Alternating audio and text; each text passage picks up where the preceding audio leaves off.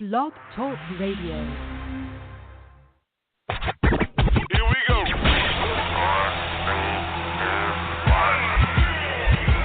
Blast off. This is True Capitalist Radio. True Capitalist Radio. I am your host, the man they call Ghost. The badass of business. Give him capitalism or give him death. That's it. Period. Broadcasting from his Skyline office studios in beautiful downtown Austin, Texas. You sound fruitier than a box of Fruit Loops, for Christ's sake. And now, he'll take it from here. Your host, the prognosticator of prognosticators, the man they call Ghost.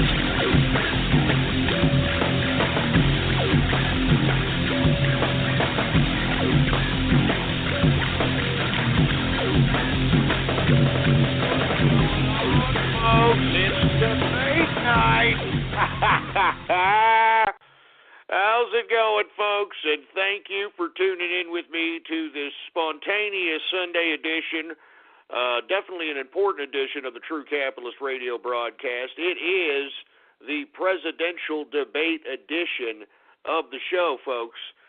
So if you're listening to us live right now, I really do appreciate it. And if not, I'd like for you to please spread it around like wildfire.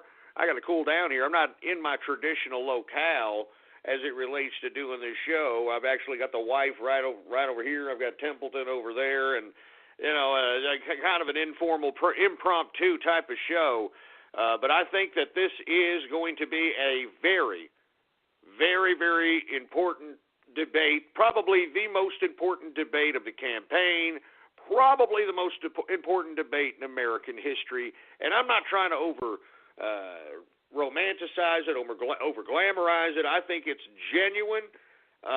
For you folks that have been unaware, I'm just going to get right into the meat and potatoes. They have thrown everything in the kitchen sink at Donald Trump, and I'm talking about the mainstream media.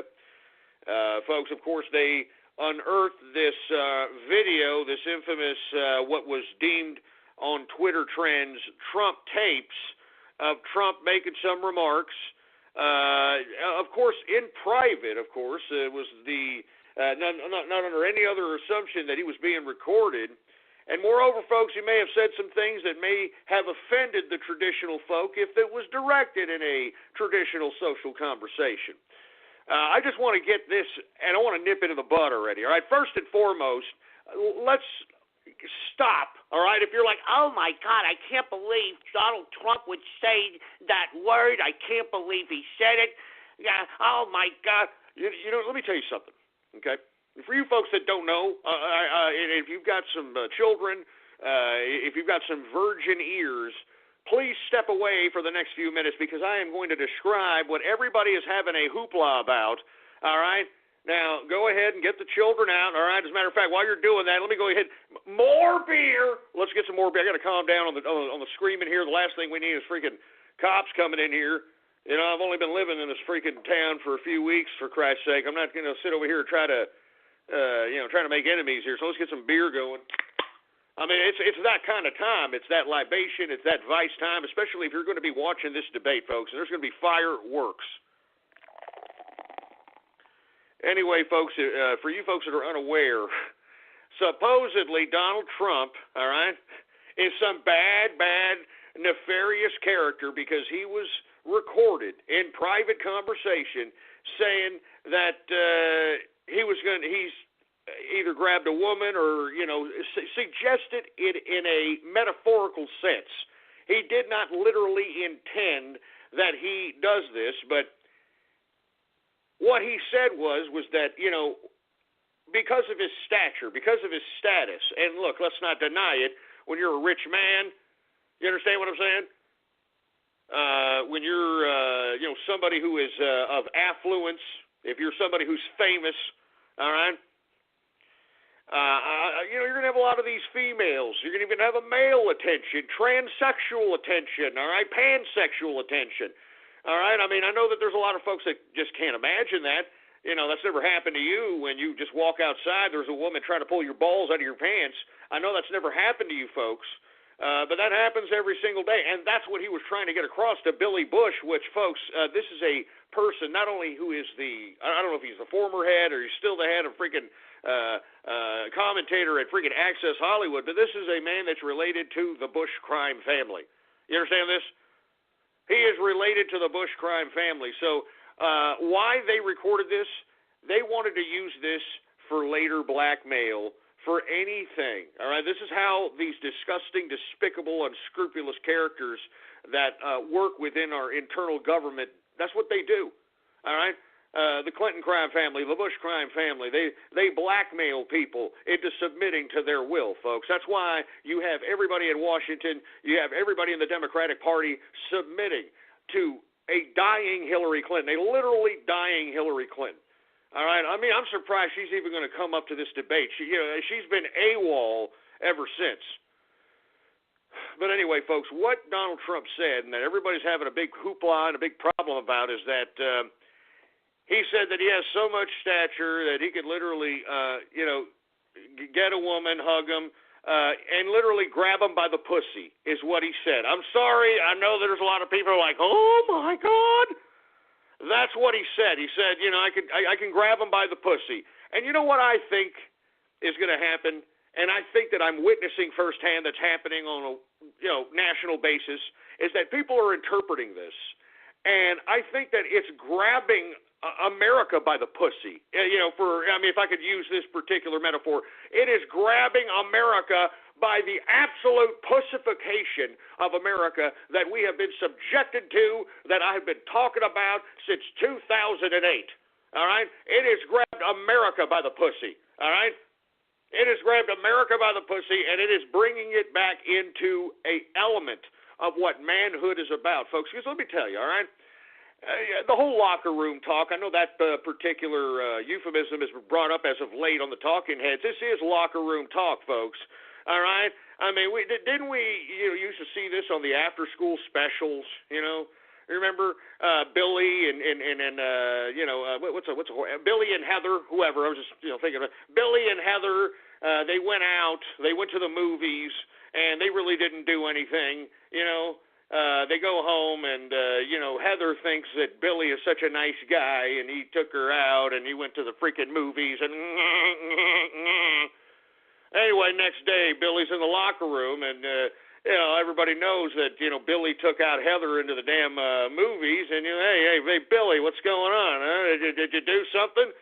And typically guys are going to be like, hey man, come on, And then, you're in a group setting. You've got other males in there. They're like, hey, I remember when I took some broad and I told their parents, hey, we're going to the movies. And I slipped her the sausage. And look, these are the kinds of garbage that is said.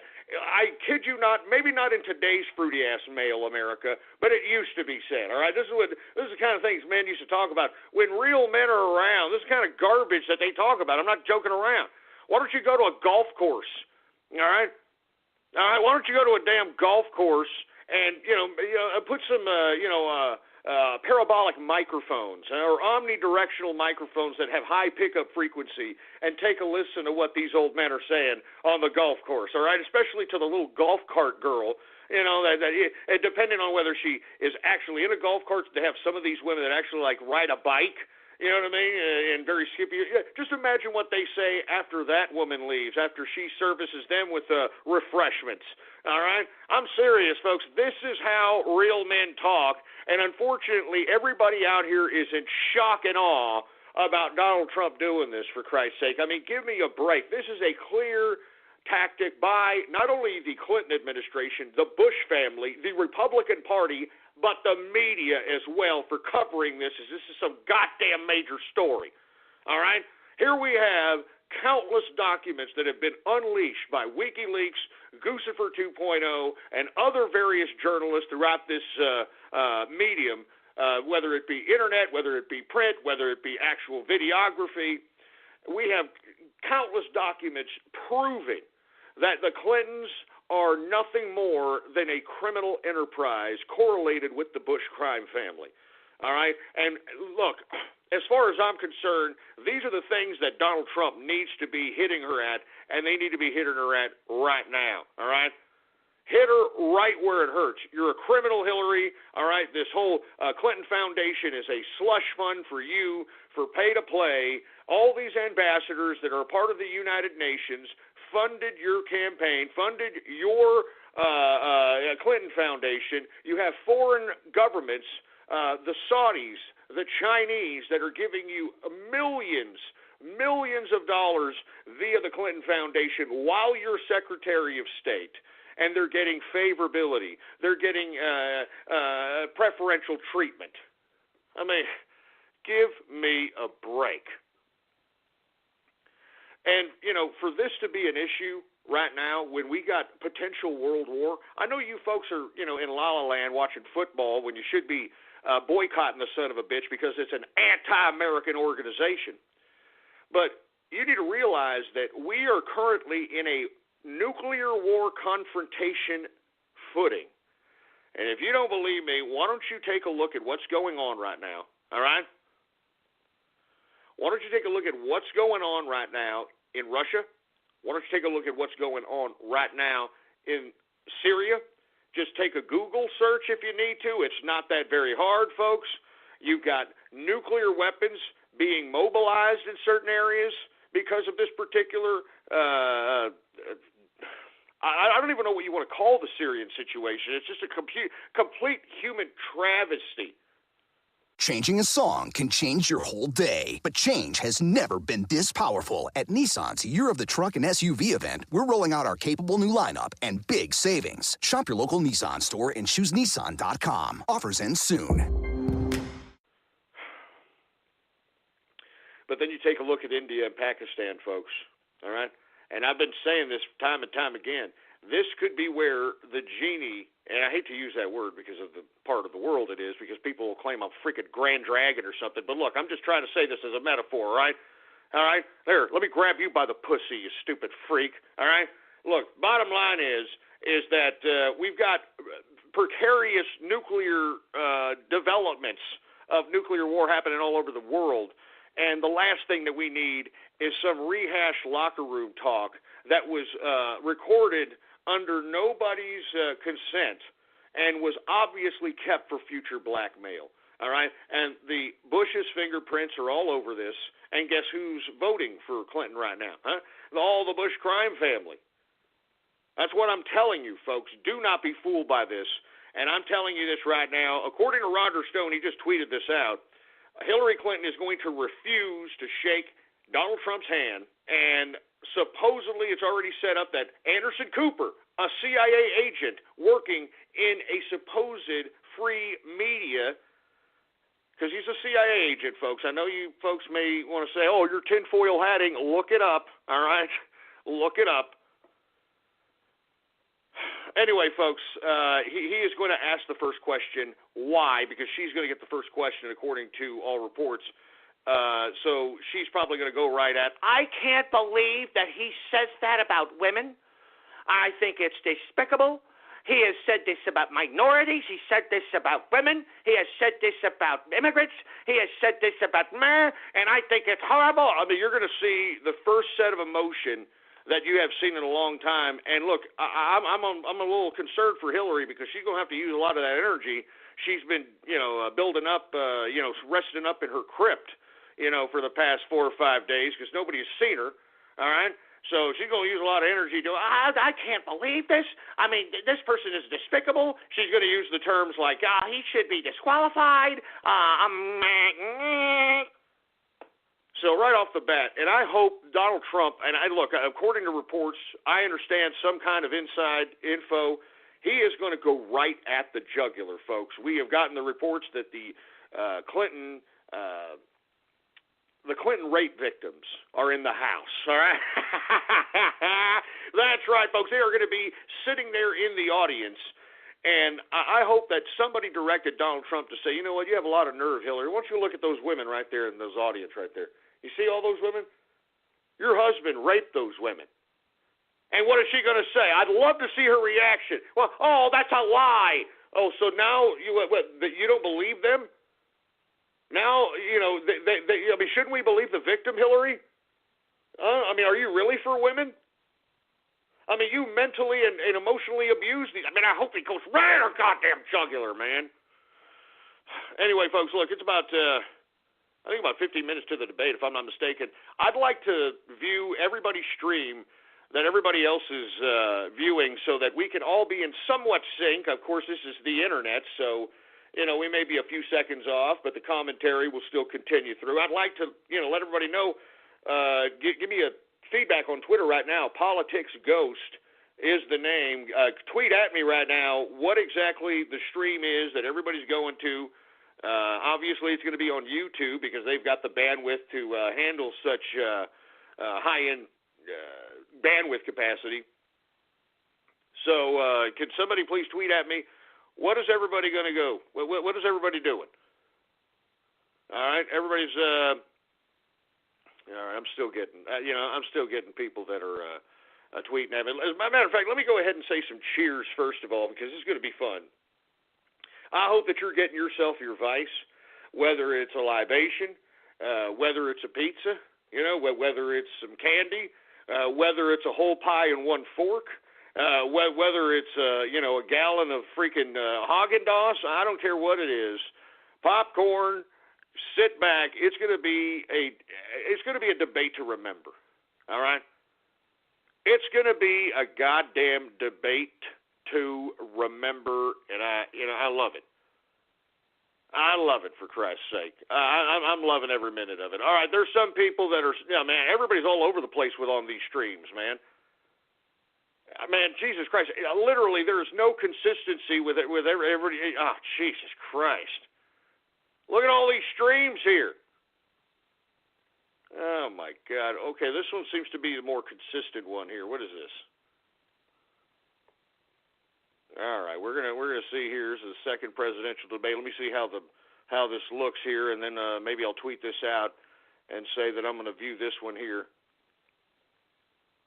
Of course, I got to have the advertisements, for Christ's sake. But hey, I know we can't really criticize advertisements, folks, because it's because of advertisements like this we have free content.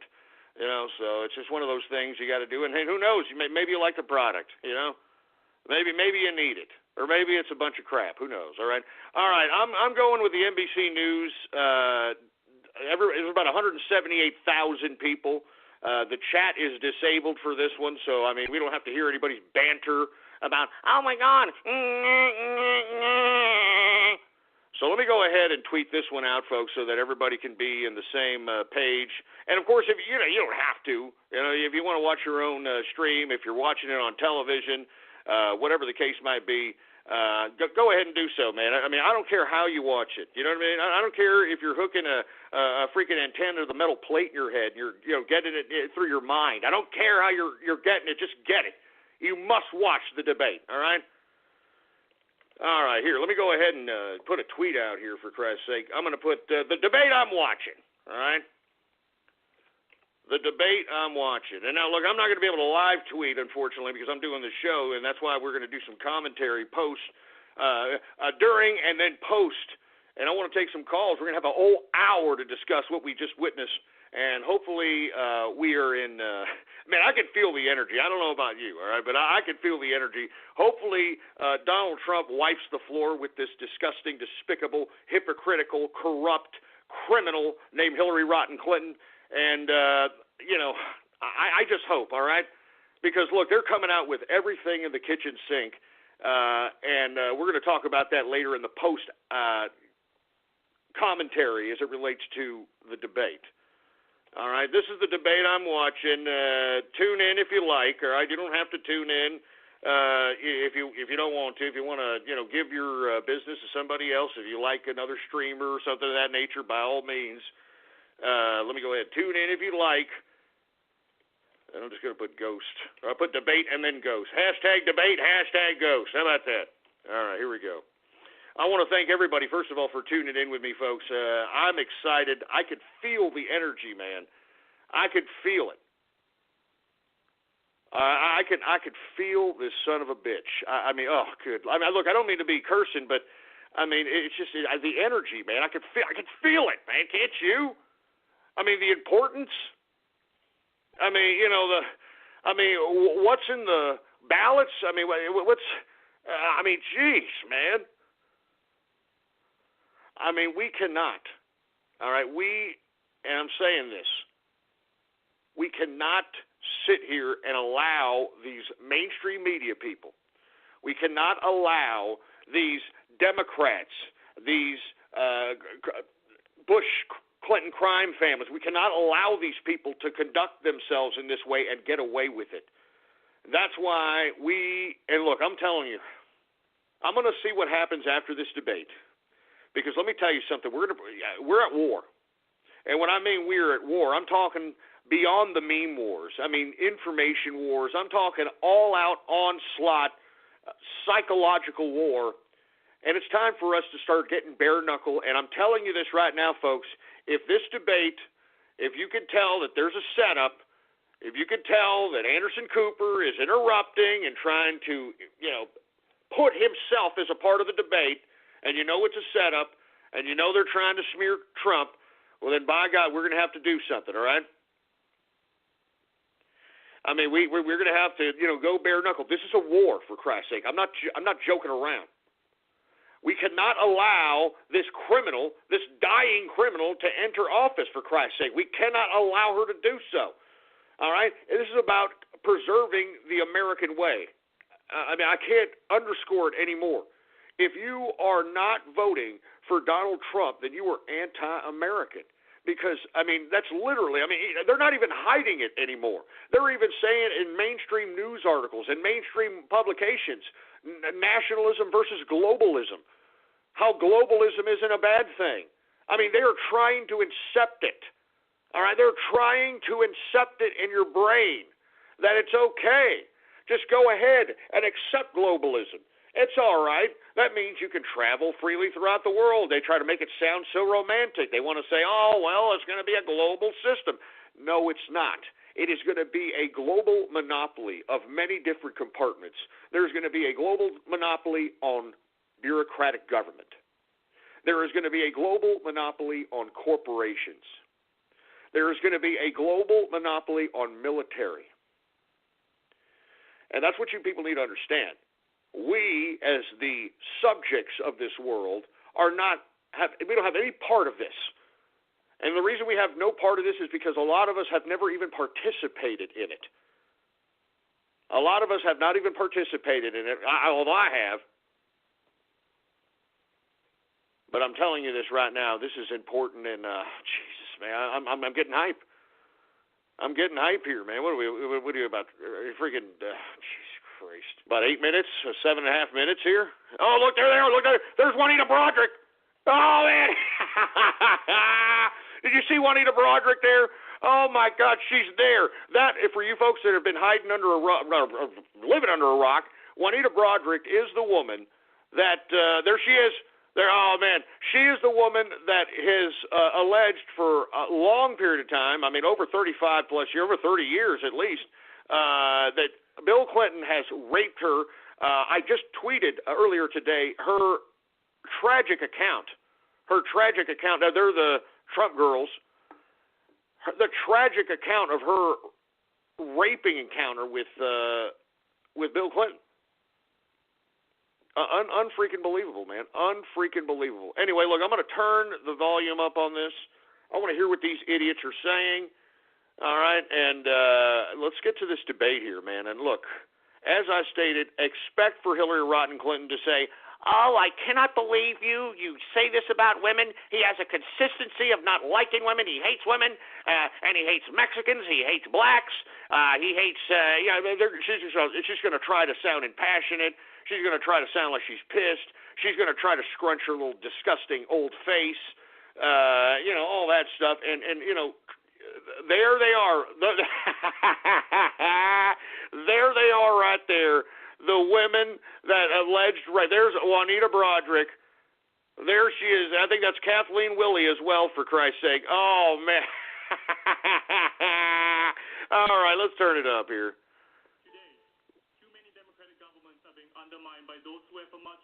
Wait a minute, who is this guy talking? What, did we sell the debates to China now? What the hell is this crap?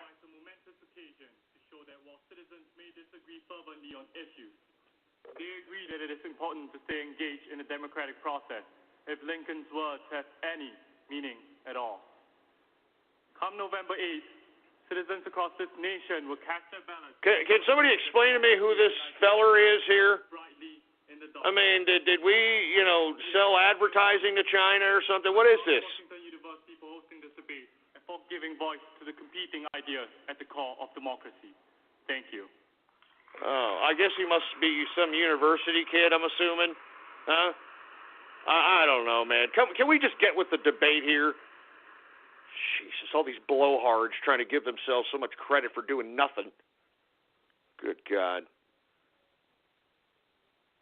What is this, some kind of a ceremony now? I mean, come on, man. What is this garbage? Jesus Christ. Oh, yeah, somebody just said, that's my math tutor up there. Get out of here, man. Come on. Oh, great, the silence here. Here, let me, before we do this, I want to say cheers to everybody out there. Ever since I've come back in March, folks, remember, prior to the comeback, it was kind of a tongue-in-cheek kind of a race.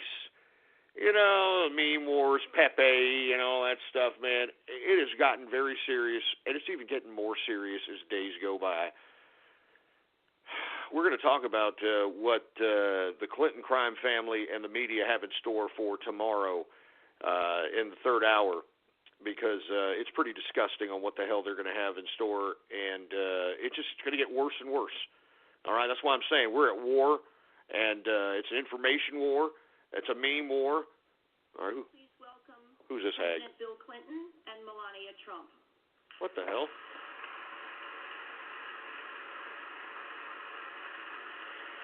Oh, my God. Don't touch Melania. Don't touch Melania. Don't touch her, Slick Willie, you sick man. Don't touch her. Don't.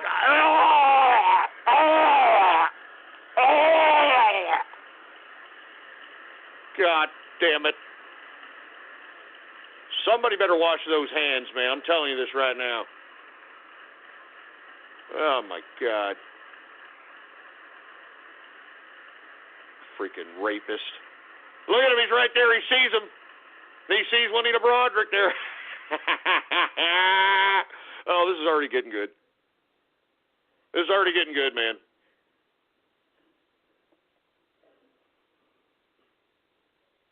A big part of the responsibility for any debate rests on the shoulders of the moderators. We are grateful. Oh, great.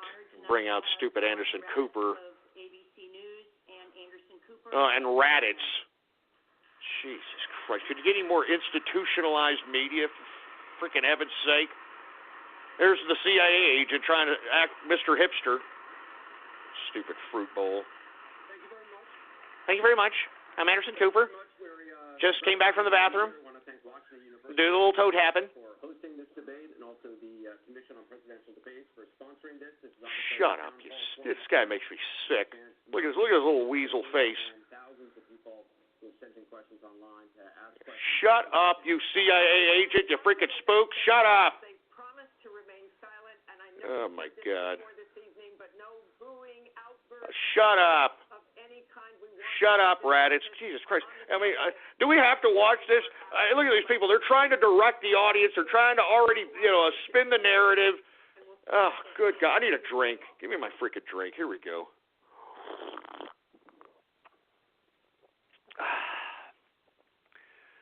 This is interesting here. It's getting interesting here. Come on, let's get with the damn debate here. Come on. Watch for Hillary Clinton not to shake the hand of Donald Trump, and for Anderson Cooper to say, why didn't you shake his hand?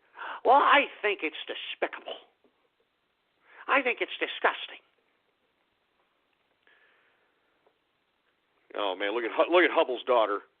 Look at Hubble's daughter. Look at Webb Hubble's daughter there. Jesus Christ. What else we got going on over here? Yeah, I don't know. I don't have no idea.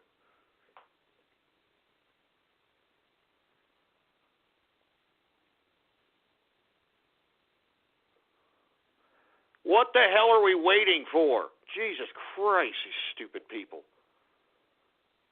Oh, my God. I mean, it's a very somber kind of city. It looks like a freaking funeral. Look at the somberness of this place.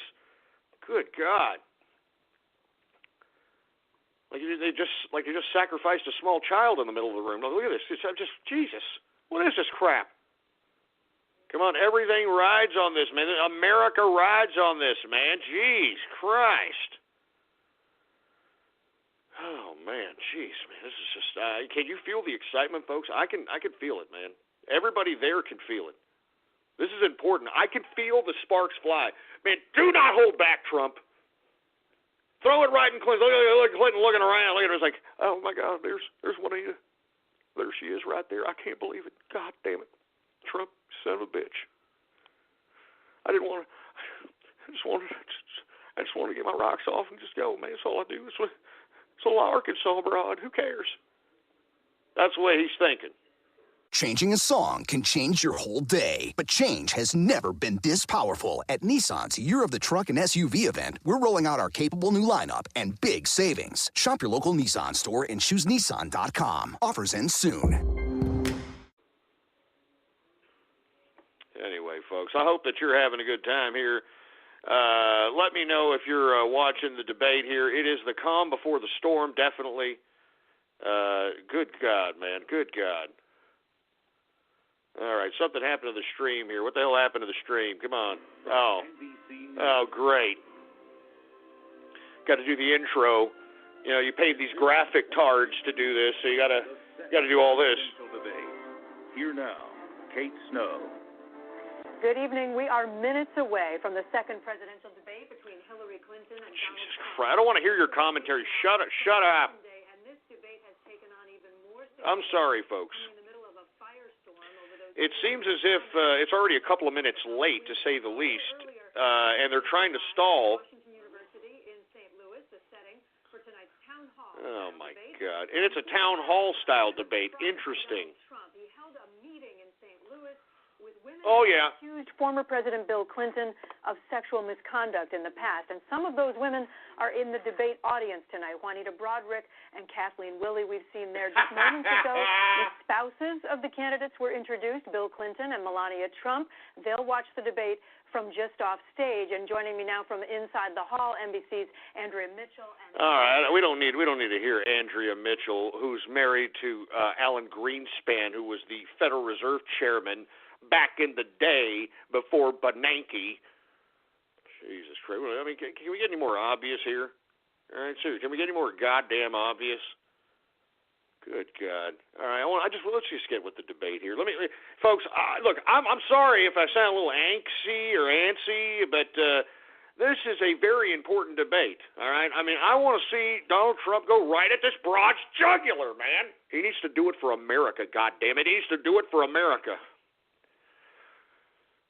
Sorry, folks. I'm just excited. If you're excited as I am, go ahead and tweet at me, man. We're going to be trying to interact during Twitter, if you'd like, during the debates here. Jesus Christ. Let's do this. Come on. Kathleen Willey next year. Oh, she's still babbling. Look, they're all there. There's Paula Jones, Kathleen Willey. There's Juanita Broaddrick. Man, oh, man. Come on. One of you ladies say hi to Bill. One of you ladies say, hi, Bill. Remember me? Oh, my God. I mean, you know how Bill Clinton can just sit there and like nothing happened? I mean, that just goes to show you the depravity of the psychopath mindset of a liberal. I mean, they could just do something and look, I mean, the people that they victimized are right there in front of them. And, Bill Clinton is acting like Slick Willie, like, yeah, it's no big deal. Yeah, it's no big deal.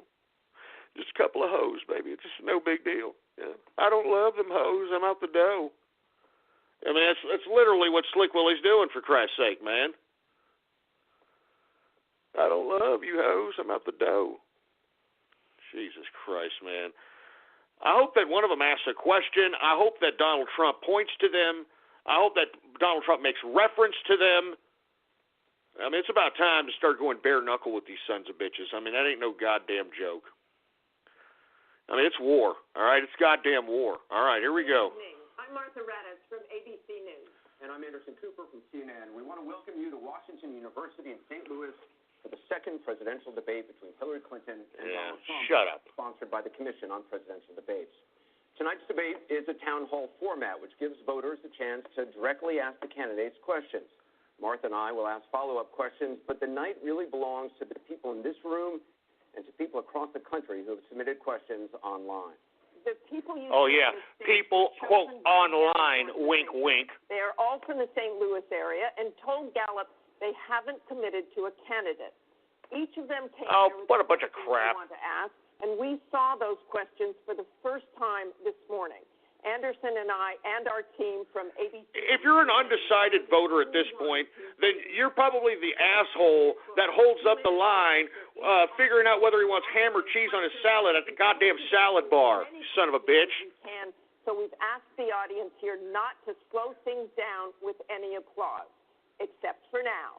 Ladies and gentlemen, the Republican All right, let's see. Here he goes. Donald J. Trump and the Democratic nominee for president, Hillary Clinton.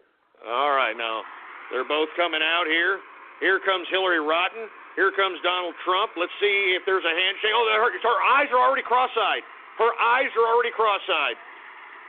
She did not shake his hand. She did not shake his hand. She's already having a cross-eyed look. I saw it as she was walking out. Here we go. Let's see if Anderson Cooper says why. We're going to begin with a question from one of the members in our town hall. Each of you will have 2 minutes to respond to this question. I guess not, huh? You won the coin toss, so you'll go first. Our first question comes from Patrice Brock. Patrice? Thank you, and good evening. The last presidential debate could have been rated as MA, mature audiences, per TV parental guidelines. Knowing that educators assign viewing the presidential She sounds very hard trying to struggle to read that. Appropriate and positive behavior for today's youth. Okay. I want to model a good for our youth. Very good question, because I've heard from lots of teachers and parents about some of their concerns about some of the things that are being said and done. Check out the eyes, Chico. And I think it is very important for us to make clear to our children that our country really is great because we're good. And we are going to respect one another, lift each other up. We are going to be looking for ways to celebrate our diversity. And we are going to try to reach out to every boy and girl as well as every adult. I'm surprised that she's going this direction. I thought she was going to go at Donald Trump. But here, let's wait. It sounds like a bunch of regurgitated crap. That's why the slogan of my campaign is Stronger Together. Because I think if we work together, if we overcome the divisiveness that sometimes sets Americans against one another, and instead we make some big goals, and I've set forth some big goals, getting the economy to work for everyone, not just those at the top, making sure that taxing people from 0 to 9,000 at 10%. Yeah, we know. College and making it affordable and so much else. If we set those goals and we go together to try to achieve them, there's nothing, in my opinion, that America can't do. So that's why I hope that we will come together in this campaign. Obviously, I'm hoping to earn your vote. I'm hoping to be elected in November. And I can promise you, I will work with every American. I want to be the president for all Americans, regardless of your political beliefs, where you come from. Yeah, right. You want to take down people like me. You want to take down people like Mike Savage, Rush Limbaugh, the alternative media, Breitbart.com, you lying witch. Thank you, Mr. Trump. You have 2 minutes. Go at her. I agree with that. I agree with everything she said. I began this campaign because I was so tired of seeing such foolish things happen to our country. This is a great country. This is a great land. I've gotten to know the people of the country over Hillary's trying to hide her ears now with her hair. Doing this as a politician. I cannot believe I'm saying that about myself, but I guess I have been a politician. And my whole concept was to make America great again. When I watch the deals being made, when I watch what's happening. She's trying to look down so her eyes can be directed. You can tell she's having a problem with her eyes tonight. Healthcare is going up by numbers that are astronomical, 68%, 59%, 71%. See, look at that. She's trying to look up. She can't. She goes back and pretends she's writing. She's having a problem with her eyes. Come on. Somebody needs to tell Trump in his earpiece, start making random hand gestures so it could flip her out into an epileptic fit. All right? Just 3 years ago. When I look at all of the things that I see and all of the potential that our country has, we have such tremendous potential, whether it's in business and trade where we're doing so badly. Last year we had an almost $800 billion trade deficit. Jesus Christ. Trading with other countries, we had an $800 billion deficit. It's hard to believe. Inconceivable. You say, who's making these deals? We're going to make great trade deals. We're going to have a strong border. We're going to bring back law and order. Just today, a policeman was shot, 2 killed, and this is happening on a weekly basis. We have to bring back respect to law enforcement. At the same time, we have to take care of people on all sides. We need justice. But I want to do things that haven't been done, including fixing and making our inner cities better for the African-American citizens that are so great, and for the Latinos, Hispanics. And I look forward to doing it. It's called Make America Great Again. Thank you, Mr. Trump. All right, softball intros. Come on, man. Are you both modeling positive and appropriate behavior in sports? Oh, here we go. We received a lot of questions online, Mr. Trump, about the tape that was released on Friday. As you can imagine, you called what you said locker room banter. You described kissing women without consent, grabbing their genitals. That is sexual assault. You bragged that you have sexually assaulted. Uh-oh. You see this? No, I didn't say that at all. I don't think you understood what was said. This was locker room talk. I'm not proud of it. What did I tell you about this CIA agent, freaking Fruit Bowl Cooper? I'm proud of it, but this is locker room talk. You know, when we have a world where you have ISIS chopping off heads, where you have, and frankly, drowning people in steel cages, where you have wars and horrible, horrible sights all over, where you have so many... Come on, Trump. Go at Hillary, man. What the hell are you doing? There's the carnage all over the world. And they look and they see. Can you imagine the people that are, frankly, doing so well against us with ISIS? And they look at our country and they see what's going on. Yes, I'm very embarrassed by it. I hate it. But it's locker room talk, and it's one of those things. I will knock the hell out of ISIS. We're going to defeat ISIS. ISIS happened a number of years ago in a vacuum that was left because of bad judgment. And I will tell you. Here comes Anderson Cooper to interject himself and make himself part of the debate like a true CIA agent. Just for the record, though, are you saying that what you said on that bus 11 years ago, that you did not actually kiss women without consent or grope women without consent? I have great respect for women. Nobody has more respect for women than I do. So for the record, you're saying you never did that? Hey, Trump, grab freaking Anderson Cooper by the pussy, please. Jesus Christ. I'm embarrassed by it, but I have tremendous respect for women. Have you ever done those things? Women have respect for me. And I will tell you, no, I have not. And I will tell you that I'm going to make our country safe. We're going to have borders. Look at this, Anderson Cooper, CIA agent, spook asshole. Coming in from the Middle East and other places. We're going to make America safe again. We're going to make America great again, but we're going to make America safe again. And we're going to make America wealthy again, because if you don't do that, it sounds harsh to say, but we have to build up the wealth of our nation. Right now, other nations are taking our jobs and they're taking our wealth. Thank you, Mr. And that's what I want to talk about. Secretary Clinton, do you want to respond? Here she goes. Like everyone else. Oh, I can't believe it. Women and meh. 48 hours about what we heard and saw. You know, with prior Republican nominees for president, I disagreed with them on politics, policies, principles. All right, Trump. Set her up for the damn, you know, there's a lot of people right over there that your husband raped. Starting back in June, that he was not fit to be president. There it goes. Didn't I say that? And many Republicans and independents have said the same thing. What we all saw and heard on Friday was Donald talking about women, what he thinks about women. Here comes the women card. What he does to women. Even though she emotionally and mentally abused about 3 or 4 women that are sitting in the audience because her husband sexually abused him. I think it's clear to anyone who heard it that it represents exactly who he is. Because we've seen this throughout the campaign. We have seen him insult women, We've seen him rate women on their appearance, ranking them from 1 to 10.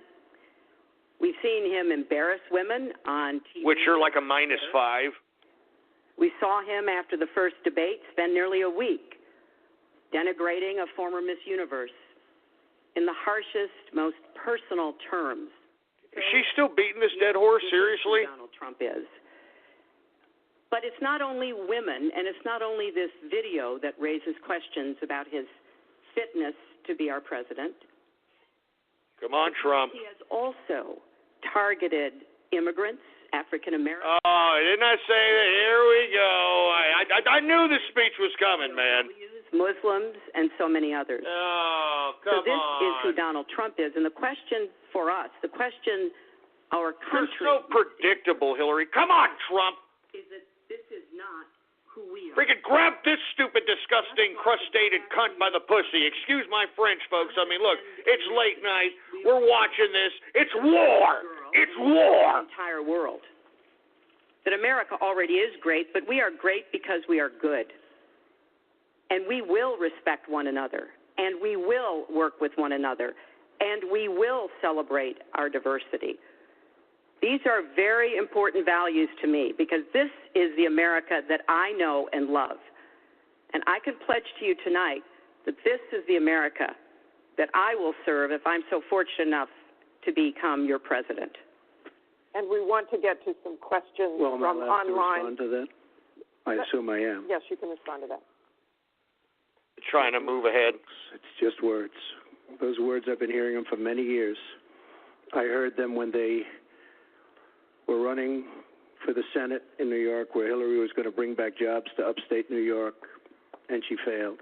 I've heard them where Hillary is constantly talking about the inner cities of our country, which are a disaster, education-wise, job-wise, safety-wise, in every way possible. I'm going to help the African Americans. I'm going to help the Latinos, Hispanics. I am going to help the inner cities. She's done a terrible job for the African Americans. She wants their vote, and she does nothing, and then she comes back 4 years later. We saw that firsthand when she was a United States Senator. She campaigned where the primary part of her campaign... I want to get to audience questions and online questions. So she's allowed to do that, but I'm not allowed to respond. You're going to get to respond. Oh, you see this? This tape is generating intense interest. In just you see this here? Look at this. Set up. 2016 election on Facebook with millions and millions of God damn it, Trump. On the social network. As we said a moment ago, we do want to bring in questions from voters around the country. Get this broad's jugular, man. God damn it. Jeff from Ohio asks on Facebook. I mean, you've got this. The campaign has changed him. When did that happen? So, Mr. Trump, let me add to that. When you walked off that bus at age 59, were you a different man, or did that behavior continue? Go active these people, Trump. God damn it. For this. I told you, that was locker room talk. I'm not proud of it. I am a person who has great respect for people, for my family, for the people of this country, and certainly I'm not proud of it. But that was something that happened. If you look at Bill Clinton, far worse, minor words, and his was action. His was what he's done to women. There's never been anybody in the history of politics in this nation that's been so abusive to women. So you can say any way you want to say it, but Bill Clinton was abusive to women. Hillary Clinton attacked those same women and attacked them viciously. 4 of them are here tonight. One of the women, who is a wonderful woman, at 12 years old, was raped at 12. Her client, she represented, got him off, and she's seen laughing on 2 separate occasions, laughing at the girl who was raped. Kathy Shelton, that young woman, is here with us tonight. So, come on. I apologize for those words, but it is things that people say. But what President Clinton did, he was impeached. He lost his license to practice law. He had to pay an $850,000. Look at Clinton's face. One of the women, Paula Jones, who's also here tonight. And I will tell you. There you go. Name them, baby. Hillary brings up a point point like that, and she talks about words that I said 11 years ago, I think it's disgraceful, and I think she should be ashamed of herself, if you want to know the truth. Everybody's applauding. That's in your face, Hillary, you disgusting, despicable witch. First, let me start by saying that so much of what he's just said is not right, but he gets to run his campaign any way he chooses. He gets to decide what he wants to talk about. Instead of answering people's questions, talking about our agenda, laying out the plans that we have that we think can make a better life and a better country, that's his choice. When I hear something like that, I am reminded of what my friend Michelle Obama advised us all. When they go low, trying to invoke Obama. Jesus Christ. And look, if this were just about one video, maybe what he's saying tonight would be understandable. But everyone can draw their own conclusions at this point about whether or not the man in the video or the man on the stage respects women. But he never apologizes for anything to anyone. He never apologized to Mr. and Mrs. Khan, the Gold Star family. Oh, my God. Khan died in the line of duty. Who works for the law firm that does your taxes, who works for the law firm that the same law firm as Loretta Lynch, who worked for the same law firm as James Comey. Can we let's get to the truth here. But Donald said he couldn't be trusted to be a judge because his parents were, quote, Mexican. And he belonged to La Raza Unida, to the reporter San Diego, that he mimicked and mocked on national television, and our children were watching. And he never apologized for the racist lie that President Obama was not born in the United States of America. He owes the president an apology. No. Obama owes America an apology. That's what he does. Obama owes America an apology. Well, you owe the president an apology because, as you know very well, your campaign, Sidney Blumenthal, he's another real winner that you have, and he's the one that got this started along with your campaign manager, and they were on television just 2 weeks ago. She was saying exactly that. So you really owe him an apology. You're the one that sent the pictures around your campaign, sent the pictures around with President Obama in a certain garb. That was long before I was ever involved. So you actually owe an apology. And number two, Michelle Obama. I've gotten to see the commercials that they did on you. And I've gotten to see some of the most vicious commercials I've ever seen of Michelle Obama talking about you, Hillary. So you talk about friend, go back and take a look at those commercials. A race where you lost, fair and square, unlike the Bernie Sanders race where you won, but not fair and square, in my opinion. And all you have to do is and just see what they said about Bernie Sanders and see what Deborah Wasserman Schultz had in mind, because Bernie Sanders, between superdelegates and Deborah Wasserman Schultz, he never had a chance. And I was so surprised to see him sign on with the devil. But when you talk about I think the one that you should be apologizing for, and the thing that you should be apologizing for, are the 33,000 emails that you deleted and that you acid washed, and then the 2 boxes of emails and other things last week that were taken from an office and are now missing. And I'll tell you what, I didn't think I'd say this, but I'm going to say it, and I hate to say it, but if I win, I am going to instruct my Attorney General to get a special prosecutor to look into your situation, because there has never been so much. There has never been anything like it, and we're going to have a special. Look at her, she's spooked there. Oh my God! Go out and speak. The people of this country are furious. In my opinion, the people that have been long-term workers at the FBI are furious. There has never been anything like this, where emails and you get a subpoena. You get a subpoena, and after getting the subpoena, you delete 33,000 emails, and then you acid wash them or bleach them, as you would say, a very expensive process. So we're going to get a special prosecutor, and we're going to look into it, because you know what? People have been, their lives have been destroyed for doing one 1/5 of what you've done, and it's a disgrace. And honestly, you ought to be ashamed of yourself. Secretary Clinton.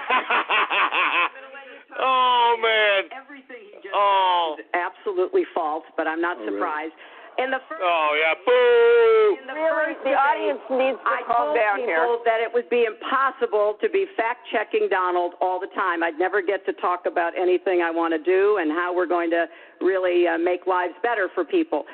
So, once again, go to HillaryClinton.com. We have literally Trump. You can fact-check him in real time.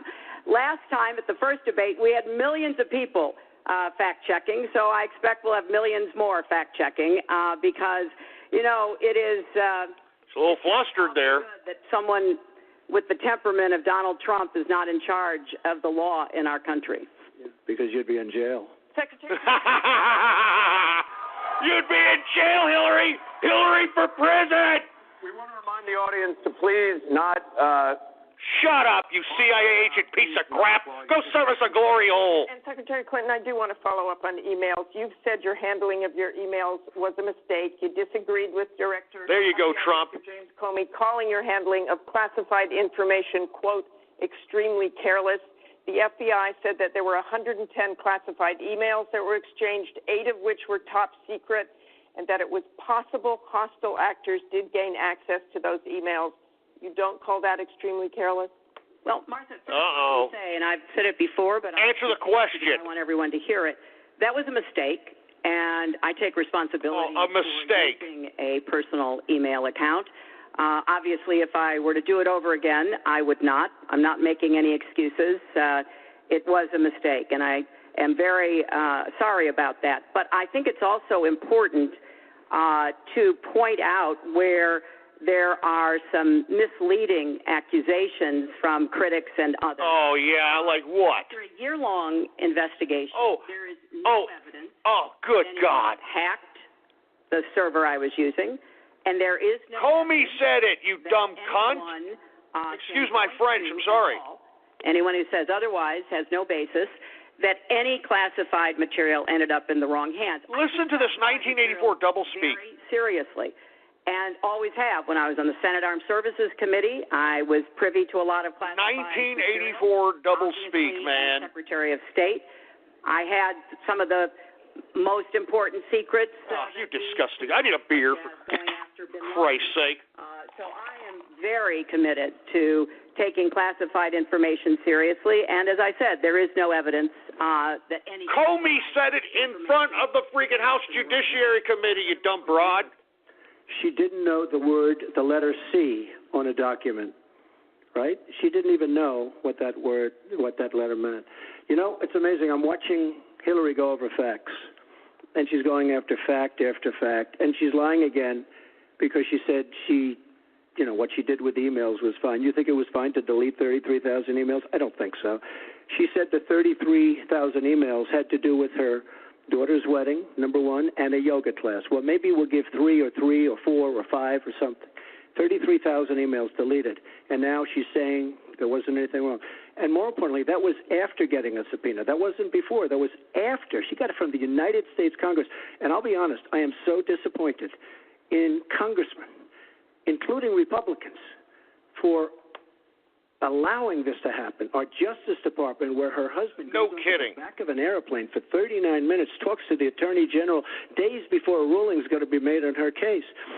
But for you to say that there was nothing wrong with you deleting 39,000 emails, again, you should be ashamed of yourself. What you did, and this is after getting a subpoena from the United States Congress. We have to move on. Secretary Clinton, you can respond, and we got to move on. We want to give the audience a chance here. In jail, let alone after getting a subpoena from the United States Secretary Congress. Clinton, you can respond. Then we have to move on. Jesus.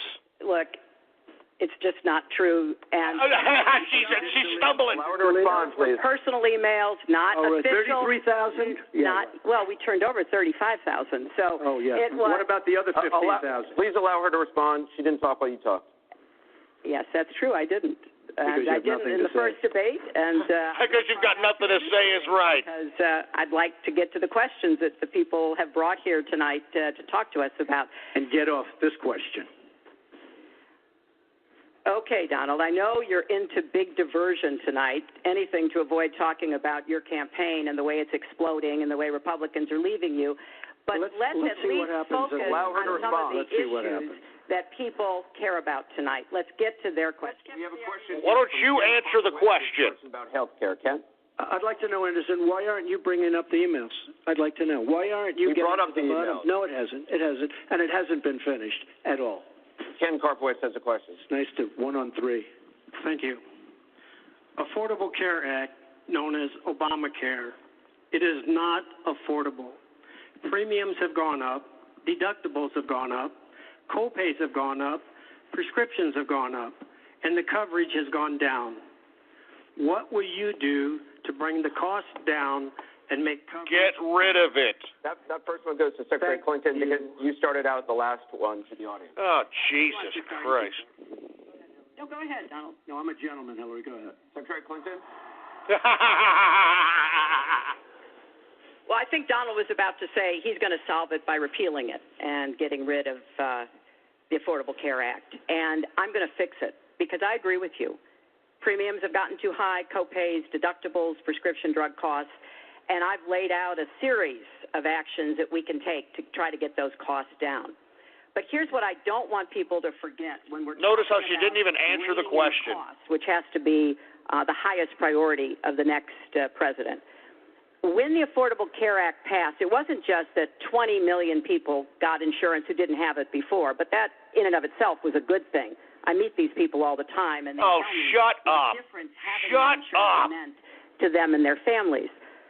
But everybody else, the 170 God, this broad million makes of me us, want to freaking get puke. health insurance through our employers. How can anybody vote for this woman? Big benefits. Number one, insurance companies can't deny you coverage because of a pre-existing condition. Because there's a monopoly, because the government is forcing you by coercion and force to buy health insurance, which is unconstitutional. Women can't be charged more than men for our health insurance, which is the way it used to be before the Affordable Care Act.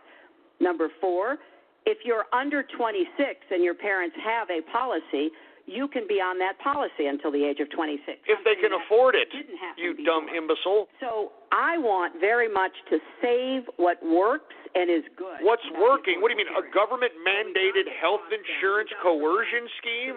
That works? You are a disgusting piece of trash, Hillary. Burn in hell. But if we repeal it, as Donald has proposed, and start over again, all of those benefits I just mentioned are lost to everybody. Not just people. Oh, shut up. Can somebody throw a tomato at this broad already? I mean, good God. Right now we're at 90% health insurance coverage. That's the highest we've ever And yet people seem to be more sick. Don't you agree? Everybody seems to be more sick with all this health insurance and health care. Haven't you noticed that? It is such a great question, and it's maybe the question I get almost more than anything else outside of defense. Obamacare is a disaster. You know it. We all know it. It's going up at numbers that nobody's ever seen worldwide. Nobody's ever seen numbers like this for health care. It's only getting worse. In 17, it implodes by itself. Their method of fixing it is to go back and ask Congress for more money, more and more money. And we have right now almost $20 trillion in debt. 20 trillion, Obamacare man. will never work. It's very bad health insurance. Far too expensive. And not only expensive for the person that has it, unbelievably expensive for our country. It's going to be one of the biggest line items very shortly. We have to repeal it and replace it with something absolutely much less expensive and something that works, where your plan can actually be tailored. We have to get rid of the lines around the state, artificial lines, where we stop insurance companies from coming in and competing because they wanted. Because there's an interstate commerce law preventing insurance from, competing from state to state. We want competition. You will have the finest health care plan there is. She wants to go to a single-payer plan, which would be a disaster, somewhat similar to Canada. And if you ever notice, the Canadians, when they need a big operation, when something happens, they come into the United States in many cases, because their system is so slow. It's It's catastrophic in certain ways. But yeah, just try to get your license, all right, at the DMV. That's similar what's going to happen to a single payer. Has been after this for years. Obamacare was the first step. Obamacare is a total disaster. And not look at Hillary's eyes. Going up by numbers that nobody has ever believed, but your deductibles are going up, so that unless you get hit by a truck, you're never going to be able to use it. It is a disastrous plan, and it has to be repealed and replaced. Secretary Clinton, let me follow up with you. Your husband called Obamacare, quote, the craziest thing in the world, saying that small business owners are getting killed as premiums double, coverage is cut in half. Hey, what happened there, huh? Was his mistake simply telling the truth? No, I mean, he clarified what he meant, and it's very clear. Look, we are in a situation in our country where if we were to start all over again, we might come up with a different system. But we have an employer-based system. That's where this is a pure bureaucratic excuse to sustain a useless bureaucracy. Was meant to try to fill the gap between if we try to start it over, shut up, you bureaucrat. Resources to afford health care, namely people on Medicaid. Obviously, Medicare, which is a single-payer system, which takes care of our elderly and does a great job doing it, by the way, and then all the people who were employed. That's why I see so many elderly people bagging groceries. Yeah, okay. To afford insurance and didn't have anybody, an employer or anybody else, to help them.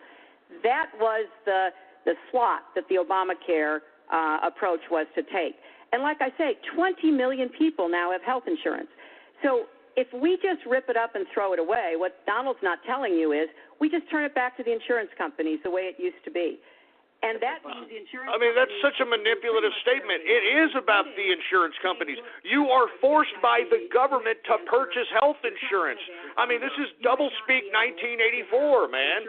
It's disgusting. So let's fix what's broken about it, but let's not throw it away and give it all back to the insurance companies. And let me follow up with you, Mr. That's not going to work. Mr. Trump, let me follow up on this. I just one thing. First of all, Hillary, everything's broken about it, everything. Number two, Bernie Sanders said that Hillary Clinton has very bad judgment. This is a perfect example of it, trying to save Obamacare, which is... You've said you want to end Obamacare. You've said you want to end Obamacare. You've also said you want to make coverage accessible for people with pre-existing conditions. How do you force insurance companies to do that if you're no longer mandating that every American get insurance? You're going to have plans. What does that mean? Well, I'll tell you what it means. You're going to have plans that are so good because we're going to have so much competition in the insurance industry once we break out the lines and allow the competition to come. Are you going to have a mandate that Americans have to have health insurance? President Obama, by keeping those lines, the boundary lines around each state, and it was almost gone until just very toward the end of the passage of Obamacare, which, by the way, was a fraud. You know that, because Jonathan Gruber, the architect of Obamacare, he said it was a great lie. It was a big lie. President Obama said you keep your doctor, you keep your plan. The whole thing was a fraud. Everybody needs to look up that guy. He is exactly right. Gruber, and we will be the orchestrator and the constructor of Obamacare. He laughs, calling the American people stupid for not knowing. And Republicans feel this way, believe it or not, and strongly this way. We're going to block grant into the states. We're going to block grant into Medicaid into the states so that we will be able to take care of people without the necessary funds to take care of themselves. Thank you, Mr. Trump. We now go to Gorba Hamid with a question for both candidates. Hi. There are 3.3 million Muslims in the United States. Oh, jeez. You've mentioned working with Muslim nations. But with Islamophobia on the rise, how will you help people like you're not a very good practicing Muslim there, woman. Look at that. Look at the fat on this freaking heifer. Isn't the body the temple also in the Muslim religion, for Christ's sake? Jesus Christ. Islamophobia, and that's a shame. But one thing we have to do is we have to make sure that, because there is a problem. Whether we like it or not, and we can be very politically correct, but whether we like it or not, there is a problem. And we have to be sure that Muslims come in and report when they see something going on. When they see hatred going on, they have to report it. As an example, in San Bernardino, many people saw the bombs all over the apartment of the two people that killed 14 and wounded many, many people, horribly wounded. No, but political correctness, man. Muslims have to report the problems when they see them.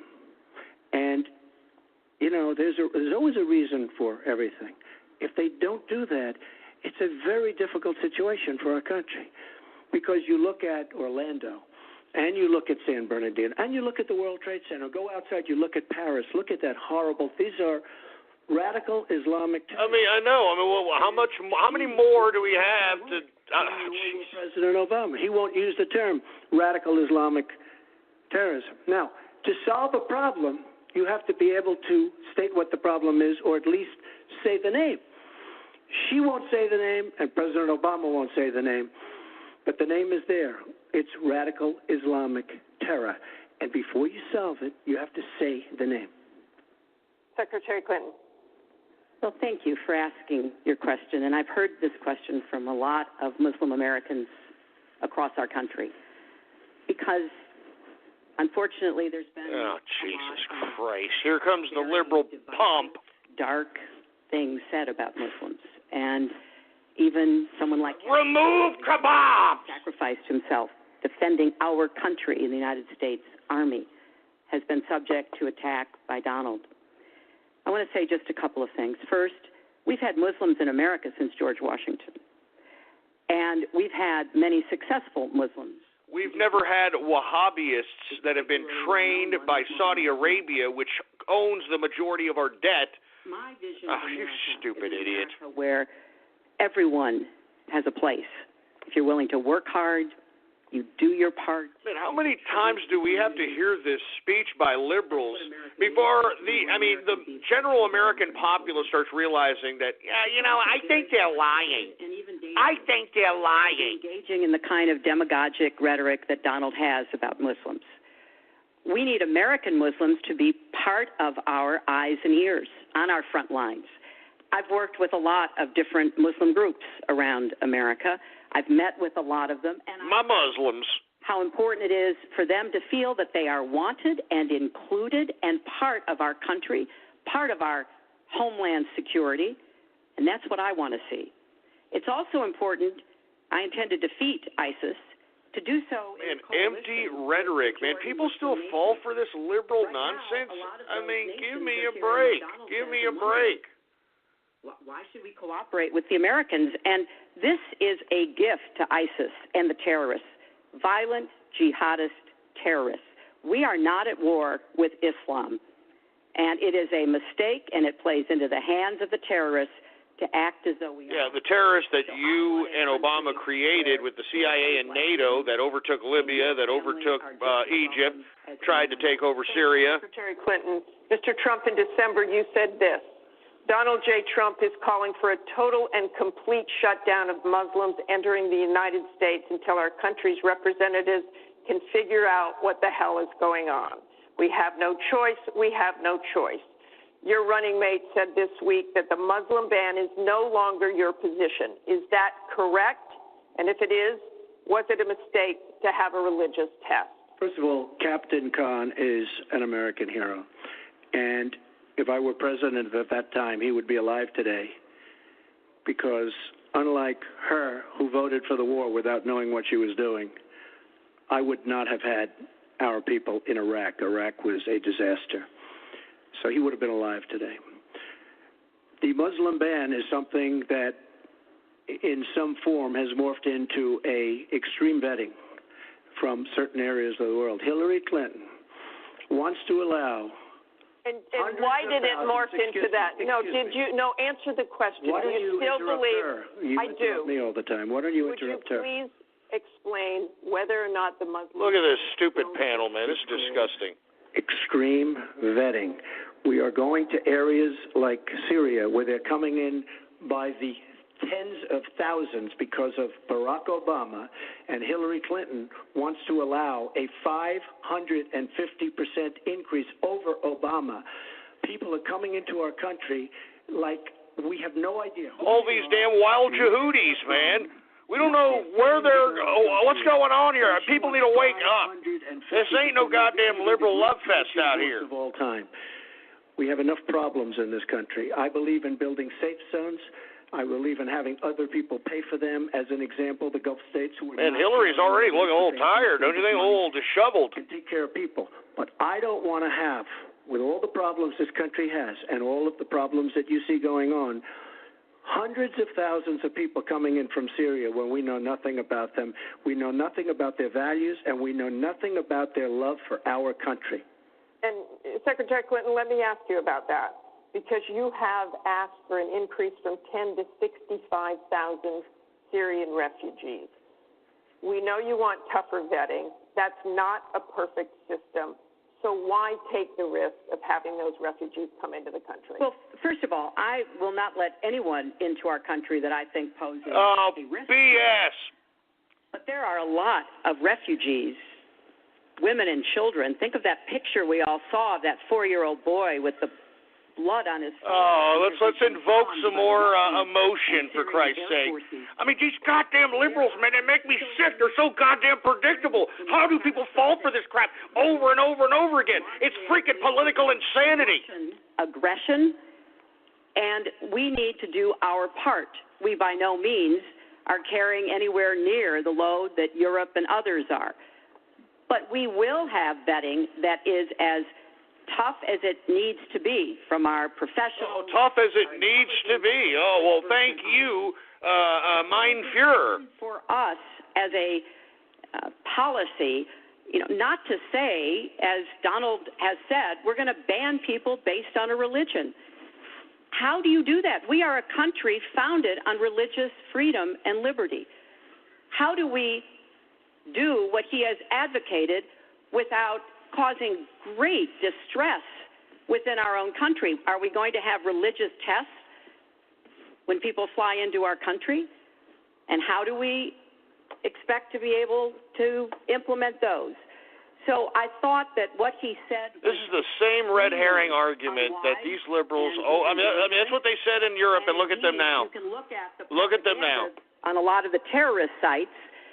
And what Donald Trump says about Muslims is used to recruit.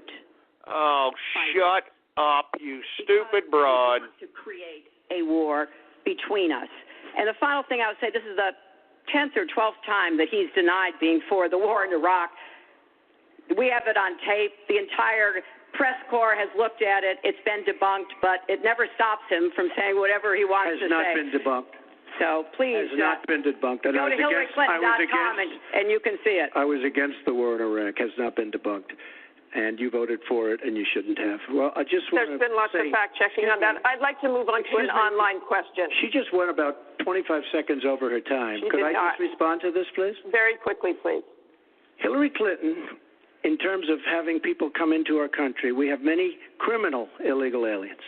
When we want to send them back to their country says we don't want them. In some cases, they're murderers, drug lords, drug problems, and they don't want them. And Hillary Clinton, when she was Secretary of State, said, that's okay, we can't force it into their country. Let me tell you, I'm going to force them right back into their country. They're murderers and some very bad people. And I will tell you very strongly, when Bernie Sanders said she had bad judgment, she has really bad judgment, because we are letting people into this country that are going to cause problems and crime like you've never seen. We're also letting drugs pour through our southern border at a record clip, and it shouldn't be allowed to happen. ICE just endorsed me. They've never endorsed a presidential candidate. The Border Patrol agents... Well, man, we need some fireworks here, man. Come on. ...endorsed me. And they endorsed me because I understand the border. She doesn't. She wants amnesty for everybody. Come right in. Come right over. It's a horrible thing she's doing. She's got bad judgment, and honestly, so bad that she should never be president of the United States. That I can tell you. Thank you, Mr. Trump. I want to move on. This next question comes from the public through the Bipartisan Open Debate Coalition's online forum, where Americans submitted questions that generated millions of votes. This question involves WikiLeaks' release of purported excerpts of Secretary Clinton's paid speeches, which she has refused to release, and one line in particular in which you, Secretary Clinton, purportedly say you need both a public and private position on certain issues. I'm glad they're bringing up the WikiLeaks. For politicians to be two-faced. Is it acceptable for a politician to have a private stance on issues? Secretary Clinton, your 2 minutes. Right. As I recall, that was something I said about Abraham Lincoln after having seen the wonderful Steven Spielberg movie called Lincoln. It was a master class watching President Lincoln get the Congress to approve the 13th Amendment. It was principled and it was strategic. And I was making the point that it is hard sometimes to get the Congress to do what you want to do, and you have to keep working at it. And yes, President Lincoln was trying to convince some people. He used some arguments. Convincing other people, he used other arguments. That was a great, I thought, a great display of presidential invoking Lincoln to try to justify your bureaucratic BS. Because our intelligence community just came out and said in the last few days that the Kremlin, meaning Putin and the Russian government, are directing the attacks, the hacking on American accounts to influence our election. That is a bunch of crap. As our other sites where that is a bunch of crap. Hack information. We don't even know if it's accurate information, and then they put it out. We have never in the history of our country been in a situation where an adversary, a foreign power, is working so hard to influence the outcome of the election. And believe me, they're not doing it to get me elected. They're doing it to try to influence the election for Donald Trump. Now, maybe because he has praised Putin. Oh, let's go ahead and blame my Russians. My Russians. Wants to do, maybe because he wants to do business in Moscow. I don't know the reasons. But we deserve answers. And we should demand that Donald release all of his tax returns so that people can see what are the entanglements and the financial relationships. We're going to get to that later. He has Secretary with Clinton, and you're out of time. Powers. Well, I think I should Mr. respond because it's so ridiculous. Look, now she's blaming. She got caught in a total lie. Her papers went out to all her friends at the banks, Goldman Sachs, and everybody else, and she said things, WikiLeaks, that just came out, and she lied. Now she's blaming the lie on the late, great Abraham Lincoln. That's one. They've never lied. That's the good thing. That's the big difference between Abraham Lincoln and you. That's a good singer. We're talking about some difference. But as far as other elements of what she was saying, I don't know, Putin. I think it would be great if we got along with Russia because we could fight ISIS together as an example, but I don't know Putin. But I notice anytime anything wrong happens, they like to say, the Russians, she doesn't know if it's the Russians doing the hacking. Maybe there is no hacking, but they always blame Russia. And the reason they blame Russia is because they think they're trying to tarnish me with Russia. I know nothing about Russia. I know about Russia, but I know nothing about the inner workings of Russia. I don't deal there. I have no businesses there. I have no loans from Russia. I have a very, very great balance sheet, so great that when I did the old post office on Pennsylvania Avenue, the United States government, because of my balance sheet, which they actually know very well, chose me to do the old post office. I mean, no kidding. You got the government contract to do the old post office in Washington, D.C., for heaven's sake. One of the primary things, in fact, perhaps the primary thing, was balance sheet. But I have no loans with Russia. You could go to the United States government, and they would probably tell you that because they know my sheet very well in order to get that development I had to have. Now, the taxes are a very simple thing. As soon as I have, first of all, I pay hundreds of millions of dollars in taxes. Many of our friends took bigger deductions. Warren Buffett took a massive deduction. That's right. Soros, who's a friend of hers, took a George Soros. Many of the people that are giving her all this money. That's right. Many more I can do what I want because Hillary Clinton is mine. I pay hundreds of millions of dollars in taxes, but the tax system is mine. My routine audit's finished. I'll release my returns. I'll be very proud to. Thank you, Mr. Trump. We're on turn, actually, the topic of taxes. We have a question from Spencer Moss. Spencer? Changing a song can change your whole day, but change has never been this powerful. At Nissan's Year of the Truck and SUV event, we're rolling out our capable new lineup and big savings. Shop your local Nissan store and choosenissan.com. Offers end soon. Changing a song can change your whole day, but change has never been this powerful. At Nissan's Year of the Truck and SUV event, we're rolling out our capable new lineup and big savings. Shop your local Nissan store and choosenissan.com. Offers end soon. I can already see this is going to be a setup. My question is, what specific tax provisions will you change to ensure the wealthiest Americans pay their fair share in taxes? Oh, Jesus Christ. One thing I do is get rid of carried interest. One of the greatest provisions for people like me, to be honest with you, I give up a lot when I run because I knock out the tax code. And she could have done this years ago, by the way. She was a United States Senator. She complains that Donald Trump took advantage of the tax code. Well, why didn't she change it? Why didn't you change it when you were a senator? The reason you didn't is that all your friends take the same advantage that I do. And I do. In the tax code that, frankly, we could change. But you wouldn't change it because all of these people give you the money so you can take negative ads on Donald Trump. And I say that about a lot of things. You know, I've heard Hillary complaining about so many different things over the years. Oh, we should have done this. But she's been there for 30 years. She's been doing this stuff. She never changed, and she never will change. She never will change. We're getting rid of carried interest provisions.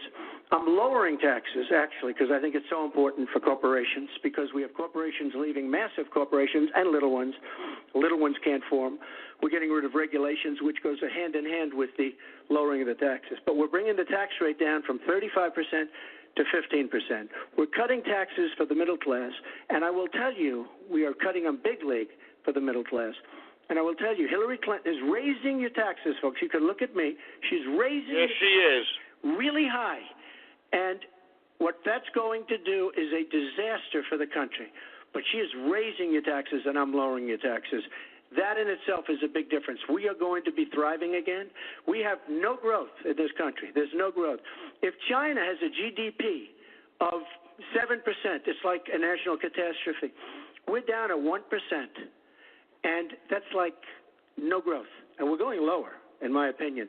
And a lot of it has to do with that our taxes are so high, just about the highest in the world.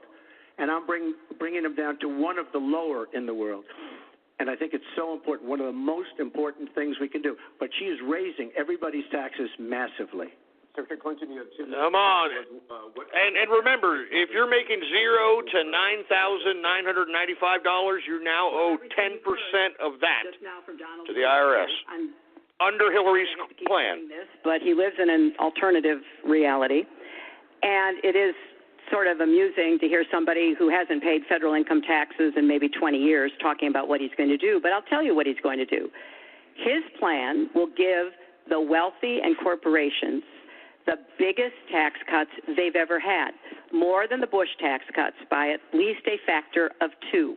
Donald always takes care of Donald and people like Donald, and this would be a massive. That's why all the billionaires are donating to you, right? What a worm. Would end up raising taxes on middle-class families, millions of middle-class families. Now, here's what I want to do. I have said nobody who makes less than $250,000 a year, and that's the vast majority of Americans, as you know, will have their taxes raised, because I think we've got to go where the money is, and the money is with. No, you're lying, Hillary. You're lying there. Tax code. And yes, when I was a senator, people that make $0 to $9,995 have to pay 10% of that now. If you were president. I mean, this is a fact, folks. If you make $0, or let's say you make $2, under Hillary's plan, you owe 10% of that $2.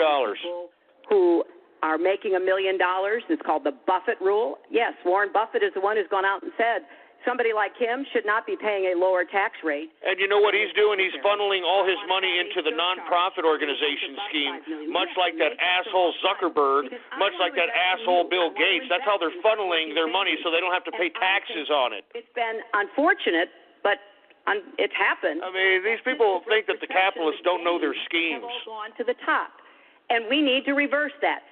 People like Donald who pay. I mean, look it up. Look up Zuckerberg. $0 for our military, $0 for health and education. You know, she's talking about how Donald Trump didn't pay federal taxes. He's a businessman. He's paying sales taxes. He's paying state taxes. He's paying property taxes. He's paying all the auxiliary taxes that are implemented by a municipality, zoning taxes, certificate of occupancy taxes. I mean, give me a break. The New York Times published 3 pages of your 1995 tax returns. They show you claimed a $960 million loss, which means you could have avoided paying personal federal income taxes for years. You said you pay state taxes, employee taxes, real estate taxes, property taxes. What I just said. You have not answered, though, a simple question. Did you use that $916 million loss to avoid paying personal federal income taxes? Of course I do. Of course I do. And so do all of her donors, or most of her donors. I know many of her donors. Her donors took massive tax write-offs. So have you not paid personal federal income taxes? A lot of my write-off was depreciation and other things that Hillary, as a senator, allowed. And she'll always allow it because the people that give her all this money, they want it. That's why. See, I understand the tax code better than anybody that's ever run for president. Hillary Clinton, and it's extremely complex, Hillary Clinton has friends that want all of these provisions, including they want the carried interest provision, which is very important to Wall Street people, but they really want the carried interest provision, which I believe Hillary's leaving. It's very interesting why she's leaving carried interest. But I will tell you that, number one, I pay tremendous numbers of taxes. I absolutely used it, and so did Warren Buffett, and so did George Soros, and so did many of the other people that Hillary is getting money from. Now, I won't mention their names because they're rich, but they're not famous, so we won't make them famous. Okay? Can you say how many years you have avoided paying personal federal income taxes? No, but I pay tax, and I pay federal tax, too. But I have a write-off. A lot of it's depreciation, which is a wonderful charge. I love depreciation.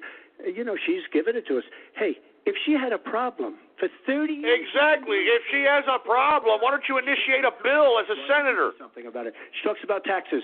Why didn't she do something about it? She doesn't do anything about anything other than talk. With her, it's all talk and no action. In the past... And again, Bernie Sanders... It's really bad judgment. She has made bad judgment not only on taxes, she's made bad judgments on Libya, on Syria, on Iraq. I mean, her and Obama, whether you like it or not, the way they got out of Iraq, the vacuum they've left, that's why ISIS formed in the first place. They started from that little area, and now they're in 32 different nations, Hillary. Congratulations. Great job. Once you've been able Congratulations, great job. Look, she don't even... Oh, shut up. Getting rid of carried interest for years, starting when I was a senator from New York. But that's not the point here. Why didn't you do it? Why didn't you do it? Because I was a senator with a Republican president. Oh, really? I will be the president. You could have done it. If you were an effective senator, you could have done it. If you were an effective senator, you could have done it. But you were not an effective. Allow her to respond. She didn't interrupt you. You know, under our Constitution, presidents have something called veto power. Look, he has now said... Yeah, but at the same time, the Democrats dominated the Congress and the Senate and the executive branch in 2008, 2009, 2010. What the hell did you idiots do? Nothing.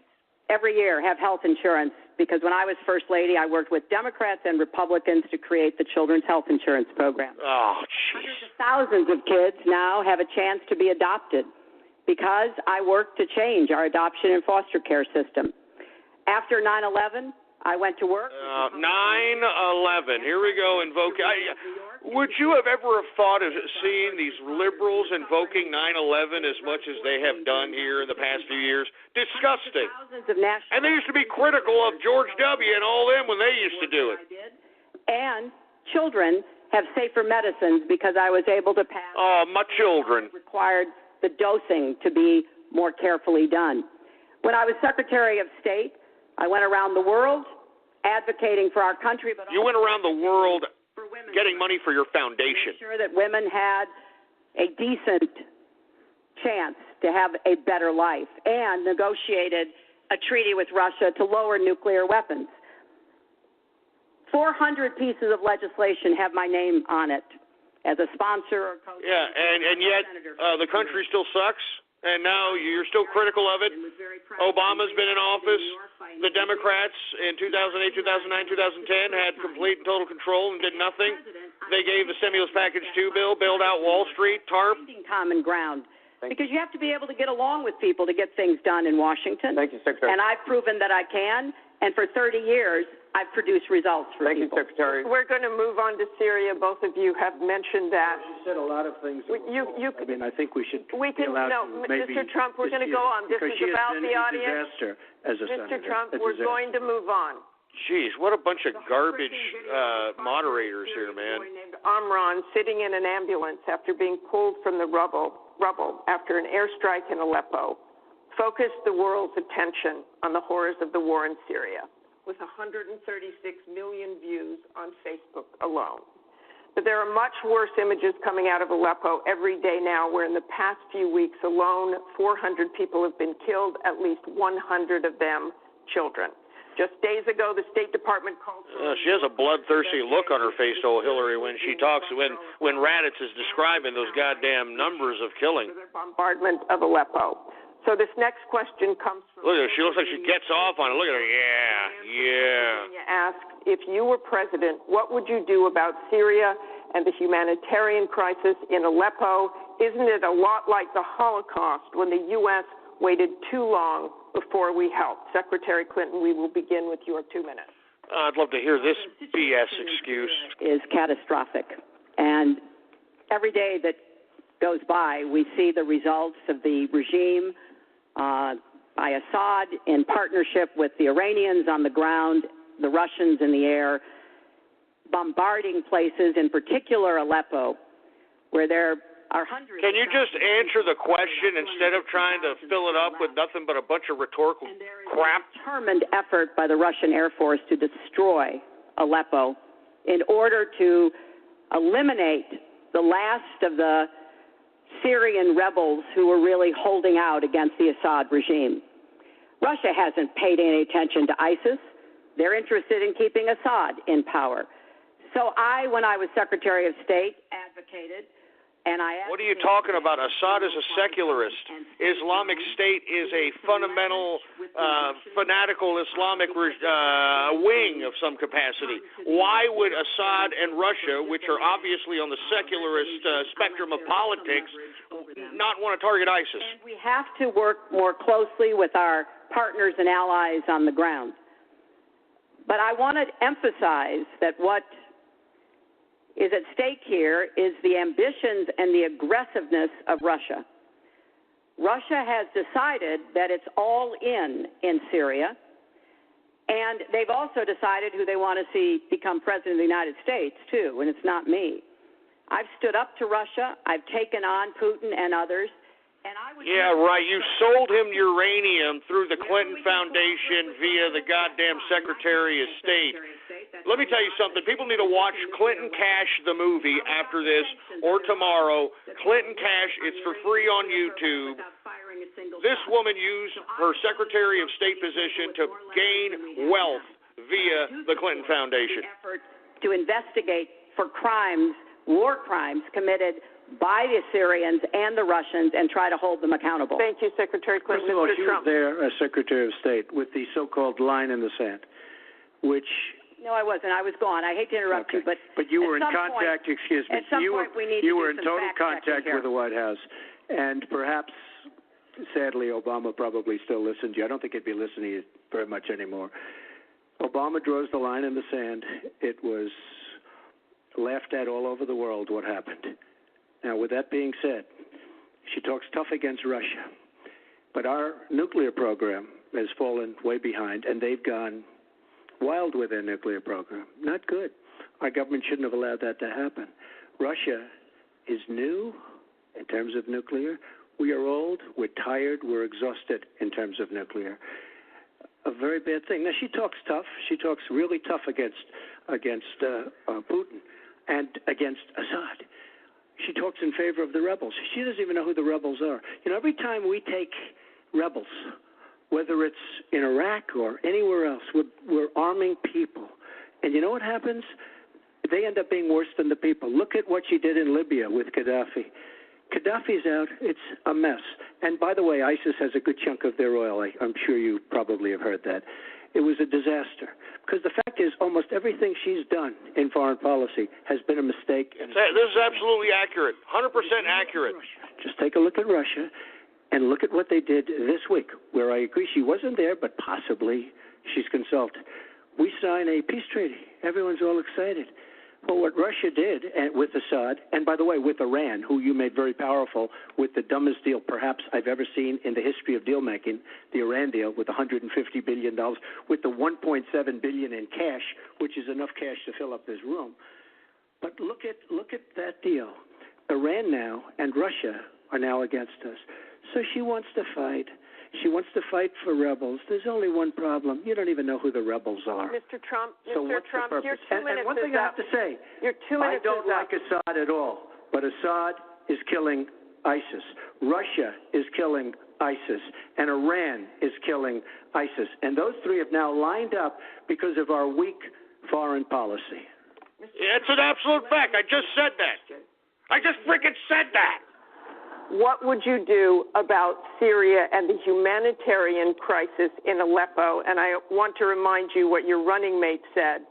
He said provocations by Russia need to be met with American strength, and that if Russia continues to be involved in airstrikes along with the Syrian government forces of Assad, the United States of America should be prepared to use military force to strike the Hillary's wearing down. of the Assad regime. Okay. He and I haven't spoken, and I disagree. I disagree. You disagree with your running mate. I think we have to knock out ISIS. Right now, Syria is fighting ISIS. We have people that want to fight both at the same time. But Syria is no longer Syria. Syria is Russia, and it's Iran, who she made strong, and Kerry and Obama made into a very powerful nation and a very rich nation very, very quickly, very, very quickly. I believe we have to get ISIS. We have to worry about ISIS before we can get too much more involved. She had a chance to do something with Syria. They had a chance, and that was the line. What do you think will happen if Aleppo falls? I think Aleppo is a disaster humanitarian-wise. What do you think will happen if it falls? I think that it basically has fallen, okay? It basically has fallen. Let me tell you something. You take a look at Mosul. The biggest problem I have with the stupidity of our foreign policy. We have Mosul. They think a lot of the ISIS leaders are in Mosul. So we have announcements coming out of Washington and coming out of Iraq. Yeah, they were sending troops. Mosul in 3 weeks. I know. Give me a break. All of these bad leaders from ISIS are leaving Mosul. Why can't they do it quietly? Why can't they do the attack? Because we are running ISIS. The Obama administration, the CIA, NATO, they are running ISIS. That's why they are well armed. That's why they're well equipped. That's why they have uniforms. That's why they have rations and food and training. How stupid is our country? There are sometimes reasons the military does that. Psychological warfare. I can't think of any. It might be to help get civilians out. And we have, look, I have 200 generals and admirals who endorse me. I have 21 Congressional Medal of Honor recipients who endorse me. We talk about it all the time. They understand. Why can't they do something secretively where they go in and they knock out the leadership? Why would these people stay there? I've been reading now Tell for me weeks. what your I've been reading strategy now is. for weeks about Mosul, that it's the harbor of where, between Raqqa and Mosul. This is where they think the ISIS leaders are. Why would they be staying? They're not staying there anymore. They're gone. Because everybody's talking about how Iraq, which is us with our leadership, goes in to fight Mosul.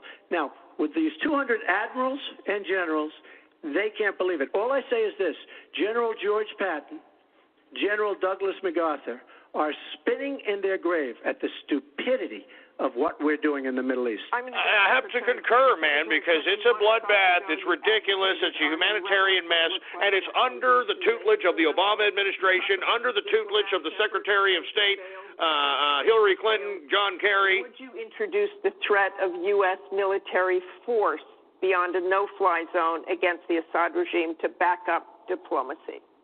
I would not use American ground forces in Syria. I think that would be a very serious mistake.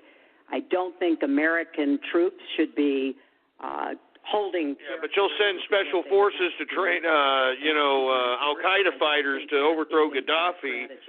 You'll send advisors out there into Egypt to overthrow Mubarak, right? Enablers and trainers in Iraq, which has had some positive effects, are very much in our interests. And so I do support what is happening. But what would you do differently than President Obama is doing? Martha, I hope that by the time I hope by the time I am president that we will have pushed ISIS out of Iraq. I do think that there is a good chance that we can take Mosul. And Donald says he knows. Give me a break. You people need to understand this, that, ISIS is our creation, all right?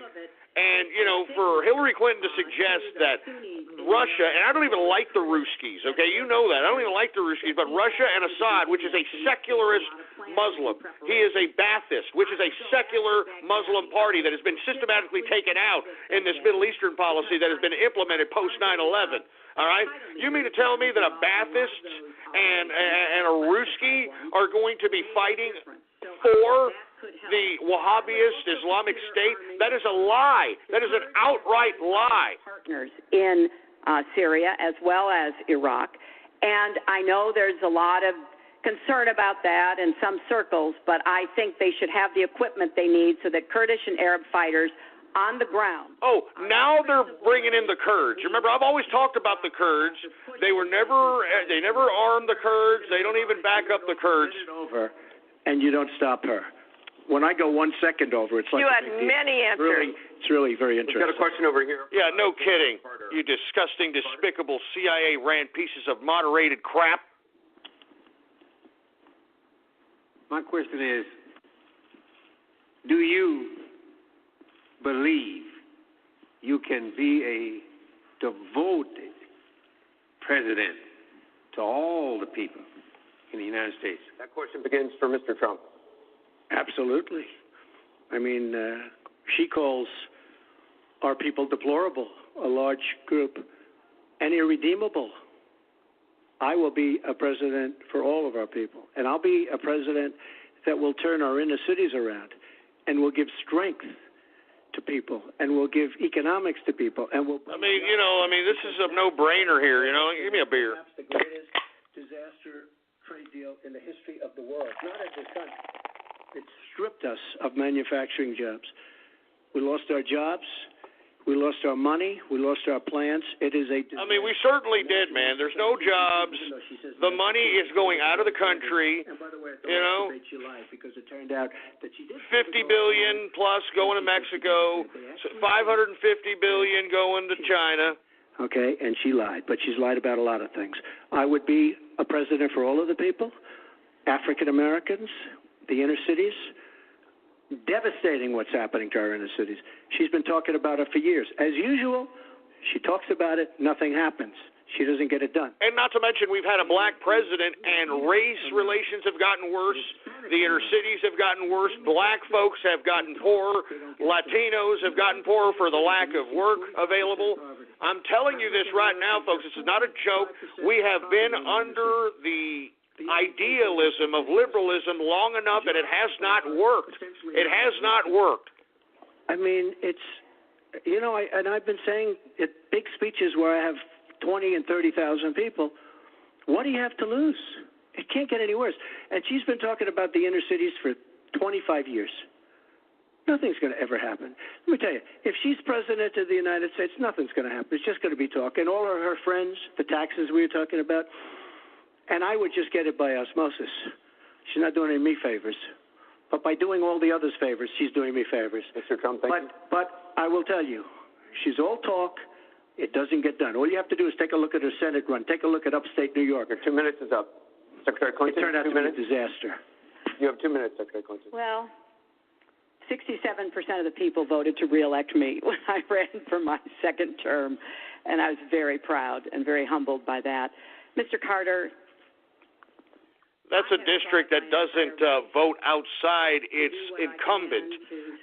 That particular district was dominated by Monahan. I don't know if y'all remember that senator, but he had been in that seat for freaking 30 years. So these are obviously people that just vote Democrat down the line, and then they get out of the voting booth. So that's nothing to take to the bank there, Hillary Rodham, you stupid, dumb imbecile. In schools and in the criminal justice system.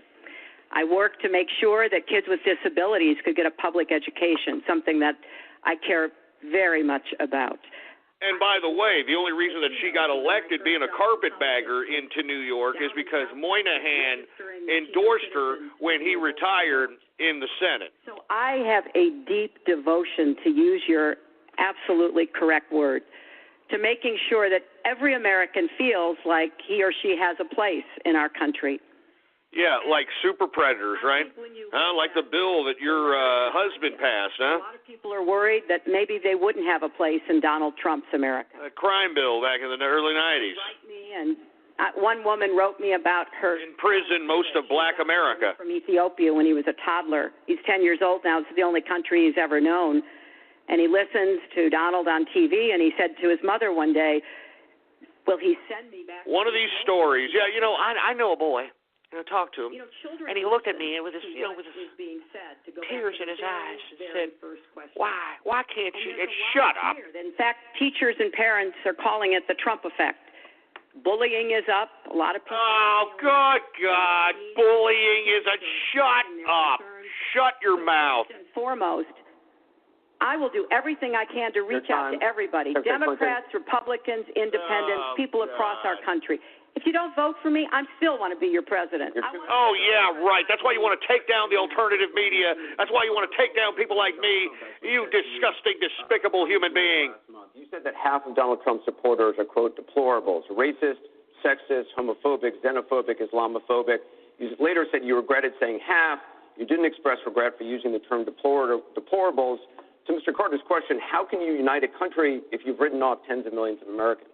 Well, within hours, I said that I was sorry about the way I... Oh, now she's sorry. Now it's okay for her to make a mistake. You see how liberals are?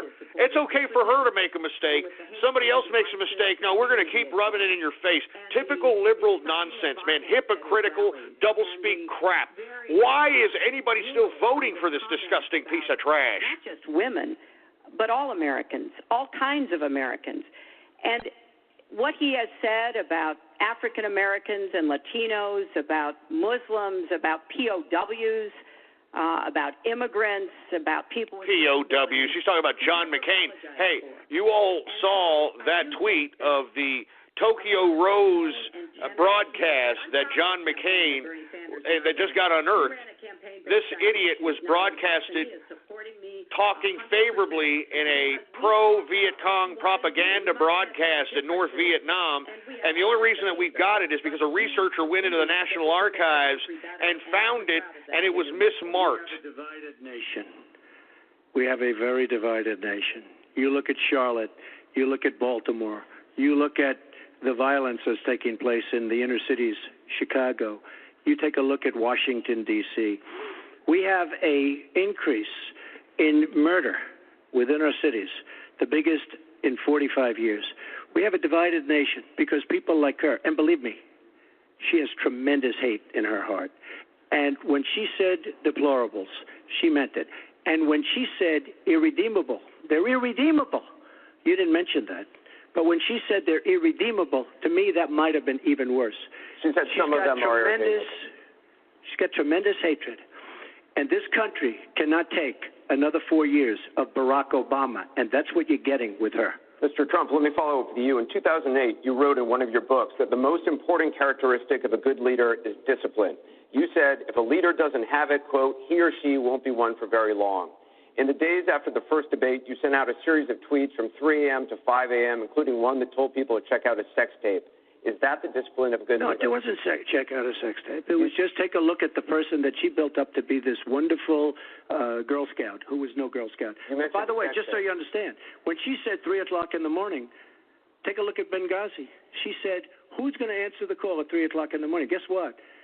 She didn't answer because when Ambassador Stevens... The question is that the discipline of a good leader? 600 times. Well, she said she was awake at 3 o'clock in the morning, and she also sent a tweet out at 3 o'clock in the morning, but I won't even mention that. But she said she'll be awake. Who's the famous thing? We're going to answer our call at 3 o'clock in the morning. Guess what happened? Ambassador Stevens sent 600 requests for help, and the only one she talked to was Sidney Blumenthal, who's her friend, and not a good guy, by the way. So, she shouldn't be talking about that. Now, tweeting happens to be a modern-day form of communication. I mean, you can like it or not like it. I have, between Facebook and Twitter, I have almost 25 million people. It's a very effective way of communication, so you can put it down. I mean, no kidding, man. It's the new age, baby. Communication. It's taking people like you out of business, Anderson Cooper, you piece of crap. No. I'm shocked to hear that. Well, it's not only my opinion, it's the opinion of many others, national security experts, Republicans, former Republican members of Congress. But it's in part because those of us who have had the great privilege of seeing this job up close and know how difficult it is, and it's not just because I watched my husband take a $300 billion deficit and turn it into a $200 billion surplus, and 23 million new jobs were created, and incomes went up for everybody. Yeah, thanks to the technological revolution of the 90s. No thanks to any economic policy or anything that your husband did. So shut up. And I was very proud that when I told him what the city needed, what we needed to recover, he said, "You've got it," and he never wavered. He stuck with me. And I have worked, and I admire. I mean, at this point, I think that Donald Trump has been wiping the floor with Hillary Clinton here.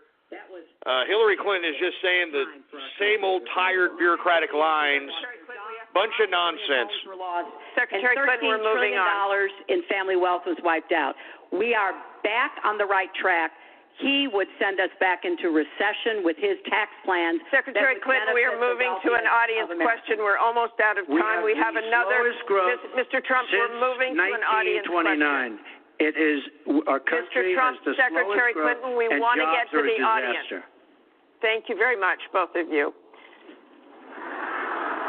We have another audience question. Beth Miller has a question for both candidates. Good evening. Perhaps the most important aspect of this election is the Supreme Court justice. What would you prioritize as the most important aspect of selecting a Supreme Court justice? I mean, is this really a question? We already know the difference between the two, you stupid fat broad. Issues in this election. Oh, Jesus. If you don't know what kind of a freaking Supreme Court justice, I mean, God. And these are undecided voters, for Christ's sake. These are the people that are holding up the line at a freaking fast food joint because they don't know if they want a freaking pickle and tomato and their freaking hamburger, for Christ's sake. They don't know if they want a cherry shake or a vanilla shake, for Christ's sake, man. Oh, I'm undecided. We know the difference between these two people when it pertains to freaking Supreme Court justice appointees.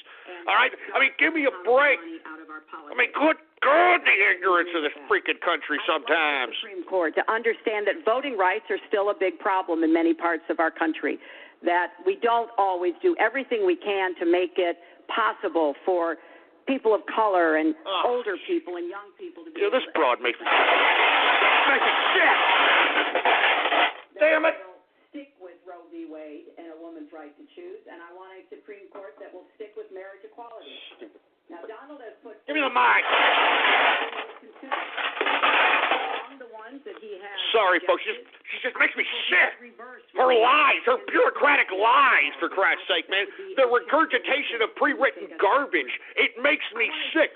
Why would anybody vote for this piece of garbage? I want a Supreme Court that understands because you're wealthy and you can give more money to something doesn't mean you have any more rights. Hey, Anderson, shut her up, you damn CIA piece of fruit bowl trash. Clear views about what I want to see to kind of change. Get her off. Get her out. Get her out of here. Deeply that the Senate has not done its job, and they have not permitted a vote on the person that President Obama, a highly qualified person, they've not given him a vote to be able to have the full complement of 9 Supreme Court justices.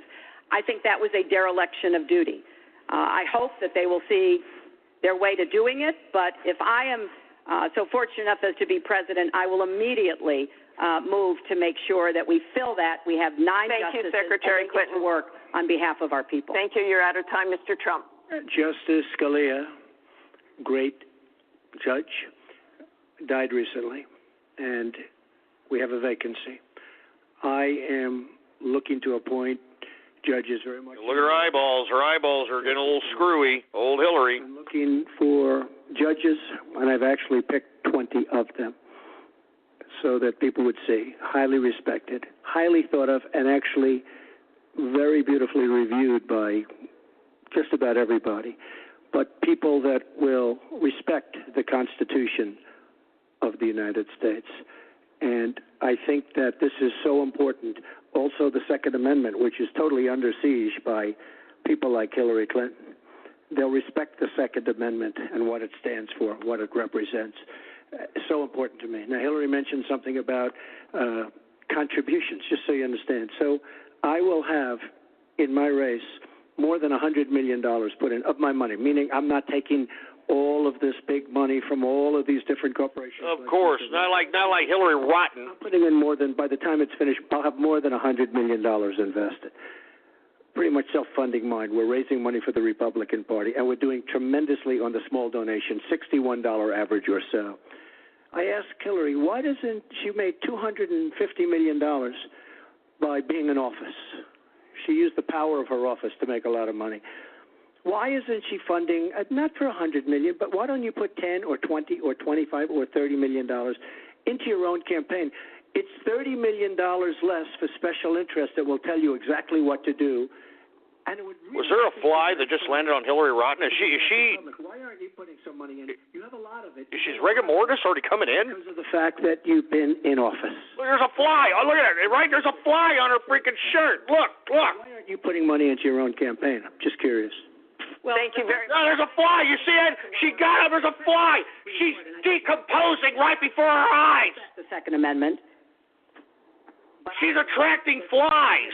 Background checks, and we should close the gun show loophole and close the online loophole. Oh my God! Did you all saw that, right? She had a fly. She is attracting flies. About energy policy, Ken. Changing a song can change your whole day, but change has never been this powerful. At Nissan's Year of the Truck and SUV event, we're rolling out our capable new lineup and big savings. Shop your local Nissan store and choose Nissan.com. Offers end soon. What steps will your energy policy take to meet our energy needs? Oh, Jesus Christ. Where the hell have you been, fat man, Ken Bone, for Christ's sake? Donald Trump says he's going to open up energy exploration. He is going to generate energy. He is going to make... Oh, jeez, these people are stupid. Under absolute siege. The EPA, Environmental Protection Agency, is killing these energy companies. And foreign companies are now coming in, buying so many of our different plants. And then we need domestic energy production, so not only we can light up our houses in America and bring our electric bills down, we need to be competitors on the world market to bring down our debt. Sell the energy on the world market to bring down our debt. Wind and solar. And you look at our miners. Hillary Clinton wants to put all the miners out of business. There is a thing called clean coal. Coal will last for 1,000 years in this country. Now we have natural gas and so many other things because of technology. We have found over the last 7 years, we have found tremendous wealth right under our feet. So good, especially when you have $20 trillion in debt. I will bring companies back. They'll be able to compete. They'll make money. They'll pay off our national debt. They'll pay off our tremendous budget deficits, which are tremendous. But we are putting our energy companies out of business. We have to bring back our workers. You take a look at what's happening to steel and the cost of steel, and China dumping vast amounts of steel all over the United States, which essentially is killing our steel workers and our steel companies. We have to. And the steel is substandard. Just Google up drywall from China. It's killing people. That they are putting our energy companies out of business. And all you have to do is go to a great place like West Virginia or places like Ohio, which is phenomenal, or places like Pennsylvania, and you see what they're doing to the people, miners and others in the energy business. It's a disgrace. Your time is up. Thank you, It's an absolute disgrace. And Secretary Clinton, 2 minutes. Well, that was very interesting. First of all, China is illegally dumping steel in the United States, and Donald Trump is buying it to build his buildings, putting steel workers and American steel plants out of business. That's she's completely denying the fact that regulations that are leftist in nature are out-regulating the business out of business. And the only way you can get raw material at this point in time is from foreign producers. America doesn't produce that much anymore, folks, and that's what Donald Trump is trying to bring in. That's what he's arguing. We need to do some domestic production, whether it's energy, whether it's our own electronics, whether it's our own furniture, whatever capacity, steel, coal. We need to produce something again. That's what creates jobs. That's what creates wealth. And with jobs and wealth creates integrity. People have skin in the game. People have something to live for Christ's sake. When they are subjected to the chains of bondage of government entitlements, they have nothing to live for. They're walking around already half dead. They've already sold their souls, for heaven's sake, folks. And this is the difference between Hillary Clinton and Donald Trump. Donald Trump wants jobs. Donald Trump wants to create wealth. Donald Trump wants Americana to be a form of life again. This woman that's speaking right now is doing nothing but the bidding of international bureaucratic institutionalists, the UN, NATO, and all these other bureaucratic institutionalists, and this is what has to be stopped. From the very beginning of this campaign, who had a plan to help us revitalize coal country, because those coal miners and their fathers and their grandfathers. Oh, this broad's trying to claim like she cares about coal, for Christ's sake. Get out of here. Get out. Walk away from them. So we've got to do something for them. But the price of coal is down worldwide. So we have to look at this comprehensively, and that's exactly what I have proposed. I hope you will go to HillaryClinton.com and look at my entire policy. One more audience question. We've sneaked in one more question. All right. Let's see what they sneaked in. Jesus. My question to both of you is, regardless of the current rhetoric, would either of you name one positive thing that you respect in one another? No. Don't fall for it. Do not fall for it. No. Mr. Trump, would you like to go first? Well, I certainly will, because I think that's a very fair and important question. Look, I respect his children. His children are incredibly able and devoted, and I think that says a lot about Donald. I don't agree with nearly anything else he says or does, but I do respect that, and I think that is something I hope Donald Trump says, I respect how she's able to get away with crime. Come on, Donald. I believe that. Come on. Say that's her biggest accomplishment. Hit her in the gusto. All right? Grab her by the pussy. So conflict-oriented, so intense, because there's a lot at stake. This is not an ordinary time, and this is not an ordinary election. We are going. Come on, say that you respect how she was able to get away with crime, Donald. Come on, man. Come on. 4 or 8 years, but because of some of the important decisions we have to make here at home and around the world, from the Supreme Court to energy and so much else. And so there is a lot at stake. It's one of the most consequential elections that we've had.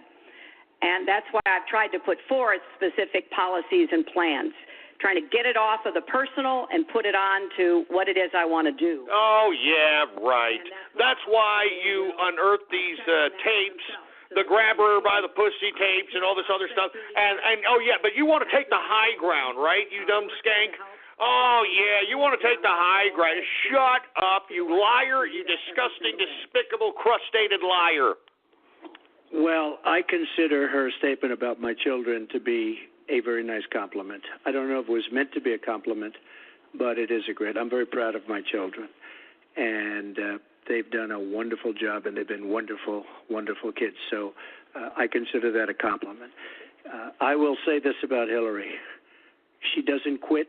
She doesn't give up. I respect that. I tell it like it is. She's a fighter. I disagree with much of what she's fighting for. I do disagree with her judgment in many cases, but she does fight hard, and she doesn't quit, and she doesn't give up, and I consider that to be a very good trait.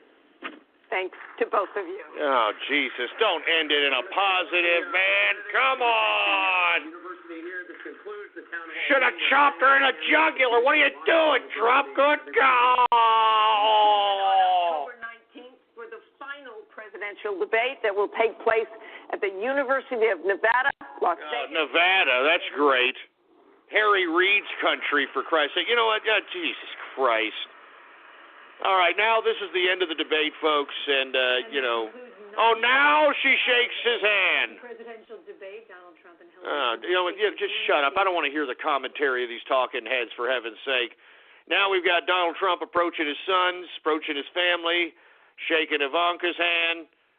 Here he comes, see if he can get a decent embrace from Melania. He's got a decent embrace from Melania going on. Let me tell you, at first reaction of the debate, folks, I have to say that, I'm actually rather impressed with Trump, to say the least. And the reason is because this, he went after her in the capacity that I had expected. I was hoping that he would bring up certain issues. Bill Clinton looked certainly a little uncomfortable, to say the least. He had Hillary Clinton flustered at many times. We do have to admit, folks, that there was an attempt at trying to corner Trump in certain capacities in the moderators questioning, and they're interjecting, that sort of thing. But for the most part, I think that Donald Trump did fairly well. Whenever Hillary Clinton decided to come out and decide to talk in response to any of these questions, I personally believe that, she was flustered. I mean, she was beyond flustered, for heaven's sake, man. I mean, she looked a little stumped, for Christ's sake, to say the least. She looked stumped. Oh, my God. Anyway, folks, I want to thank everybody for tuning in with me. I'm telling you this right now. I think Donald Trump is winner hands down, 3 against 1, no matter what you say about it. I mean, there was I hope at least 50 million, 40 million people were tuning in, undecided voters. Hillary Clinton was just saying a bunch of regurgitated bureaucratic lines, bureaucratic nonsense, for Christ's sake. To be completely honest with you, I think that Donald Trump hit it on the head. All right? Hit it on the head, for Christ's sake. Anyway, let me go ahead and open up another beer here, and we're going to open up the phone lines. I want to hear what you have to say. I personally believe that Donald Trump is victorious, to say the least. I think that this was a great debate. He went after the elements in which he had to go after.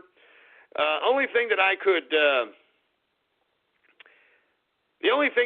personally criticize of Trump was that high note that he tried to go at the end.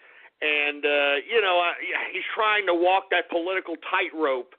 And in my personal opinion, because Hillary Clinton decided to say something nice to Donald Trump, it would be negative in some of these undecided voters if he was to go at her damn jugular continuously. So I think that's what that's what the reaction was all about. But I honestly believe that Donald Trump beat the living bejesus out of Hillary Clinton. I'm very, very happy with this particular debate.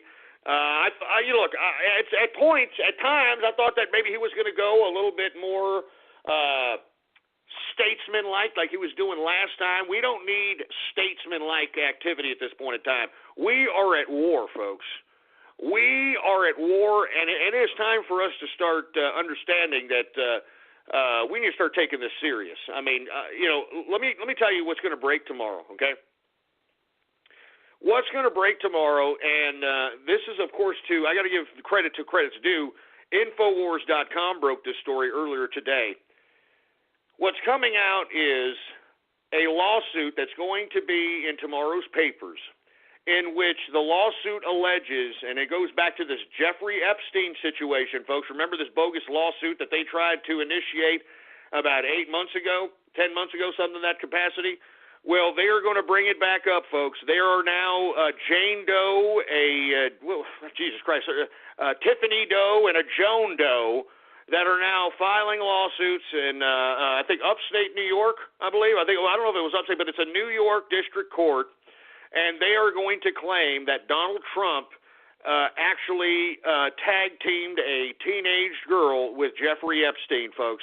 This is what's going to come out tomorrow, and I'm telling you, this is a classic hit piece. They released the Grab Her by the Pussy tape, all right? Here Monday, They're going to throw out the whole they're going to throw the Jeffrey Epstein gangbanging a pre-teenager in the paper tomorrow. So, look, be expecting this stuff, all right? Seriously, be expecting this type of disgusting trash coming out of the mainstream media, and that's why I'm telling folks, man, we got to be prepared. You understand that?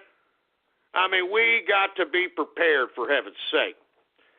So that's why I'm telling everybody, it is a war going on here, and it is time to start identifying that, and it's time for us to start acting like that, to say the least. So you know what I'm going to do right now?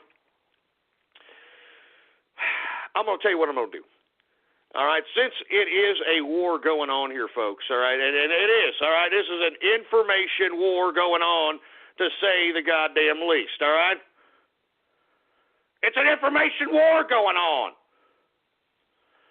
It is time for us to start raising up and start doubling down on some of these things that we've been talking about doing. I'm talking about going out there. I'm talking about, going old school propaganda if necessary, man. You know what I'm saying? Old school propaganda, for heaven's sake. I'm serious. I mean, that's what we're going to have to do, folks. Old school propaganda. And I'm hoping that many of the people within the capitalist army are going out there and literally they're going to start posting posters of Hillary Rotten Clinton. So I'm personally believing tomorrow, folks, we are going to see this breaking tomorrow.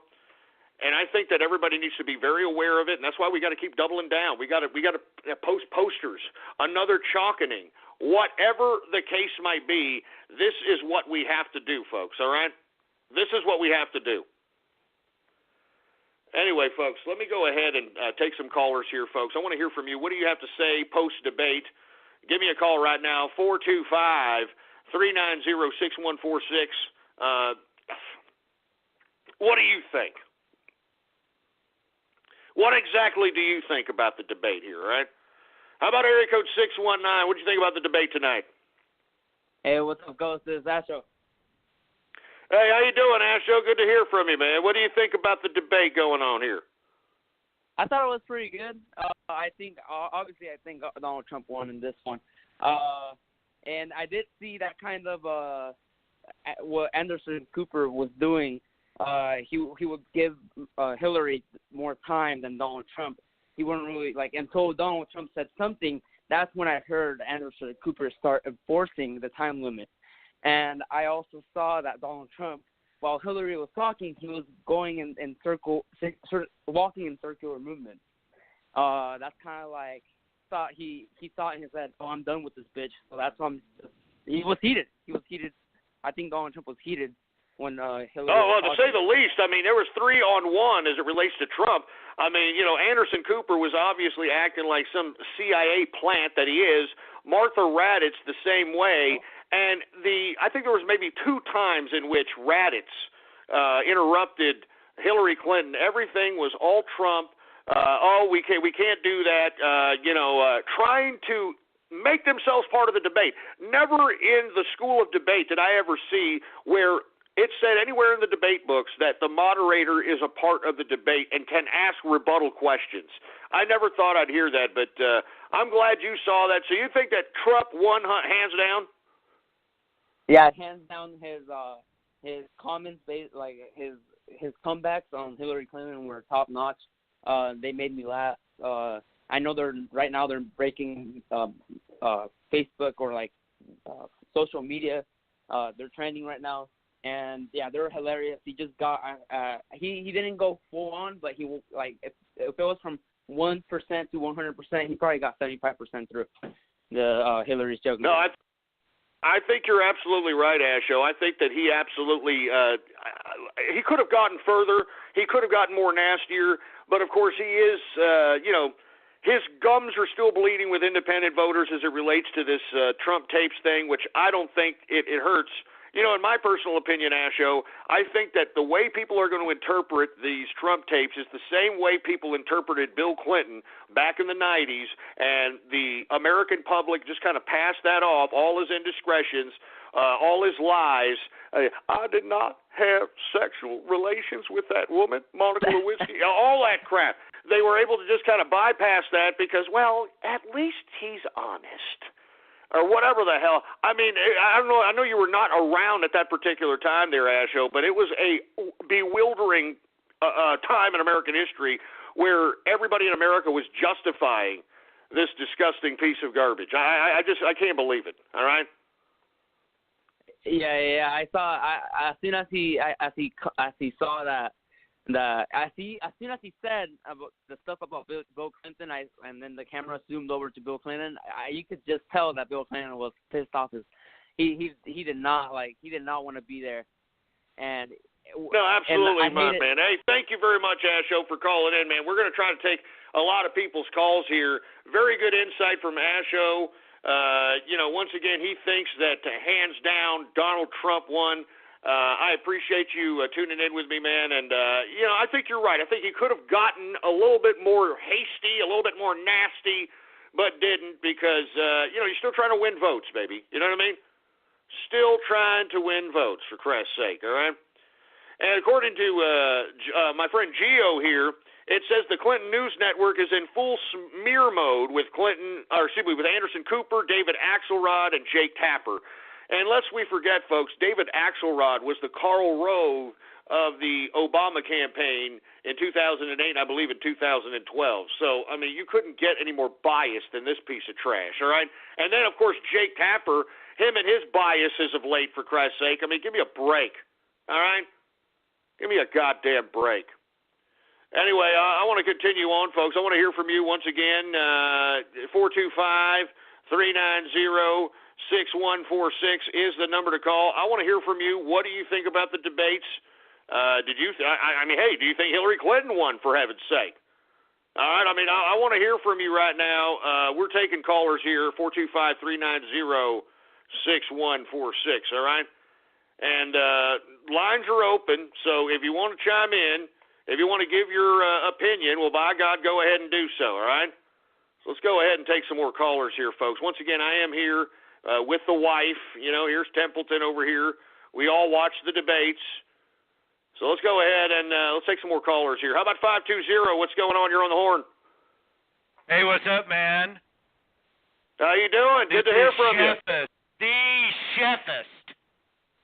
How you doing, Chefist? Good to hear from you, man. What'd you think about this debate? Good, man. There's so much to go over here. Number one, the man, Donald Trump, clicked on every talking point. He did everything he didn't do in the first debate. He did everything, and he put those ladies that were abused by Bill Clinton out in front, which disturbed Hillary. She was clearly triggered. I'm going to tell you what. I have a young daughter. She's 8 years old. Only 8 years old, but she's very intrigued by politics. She was listening to me on your live broadcast. Guess what she said when she heard Hillary talk? Guess what she said? What'd you say? Triggered.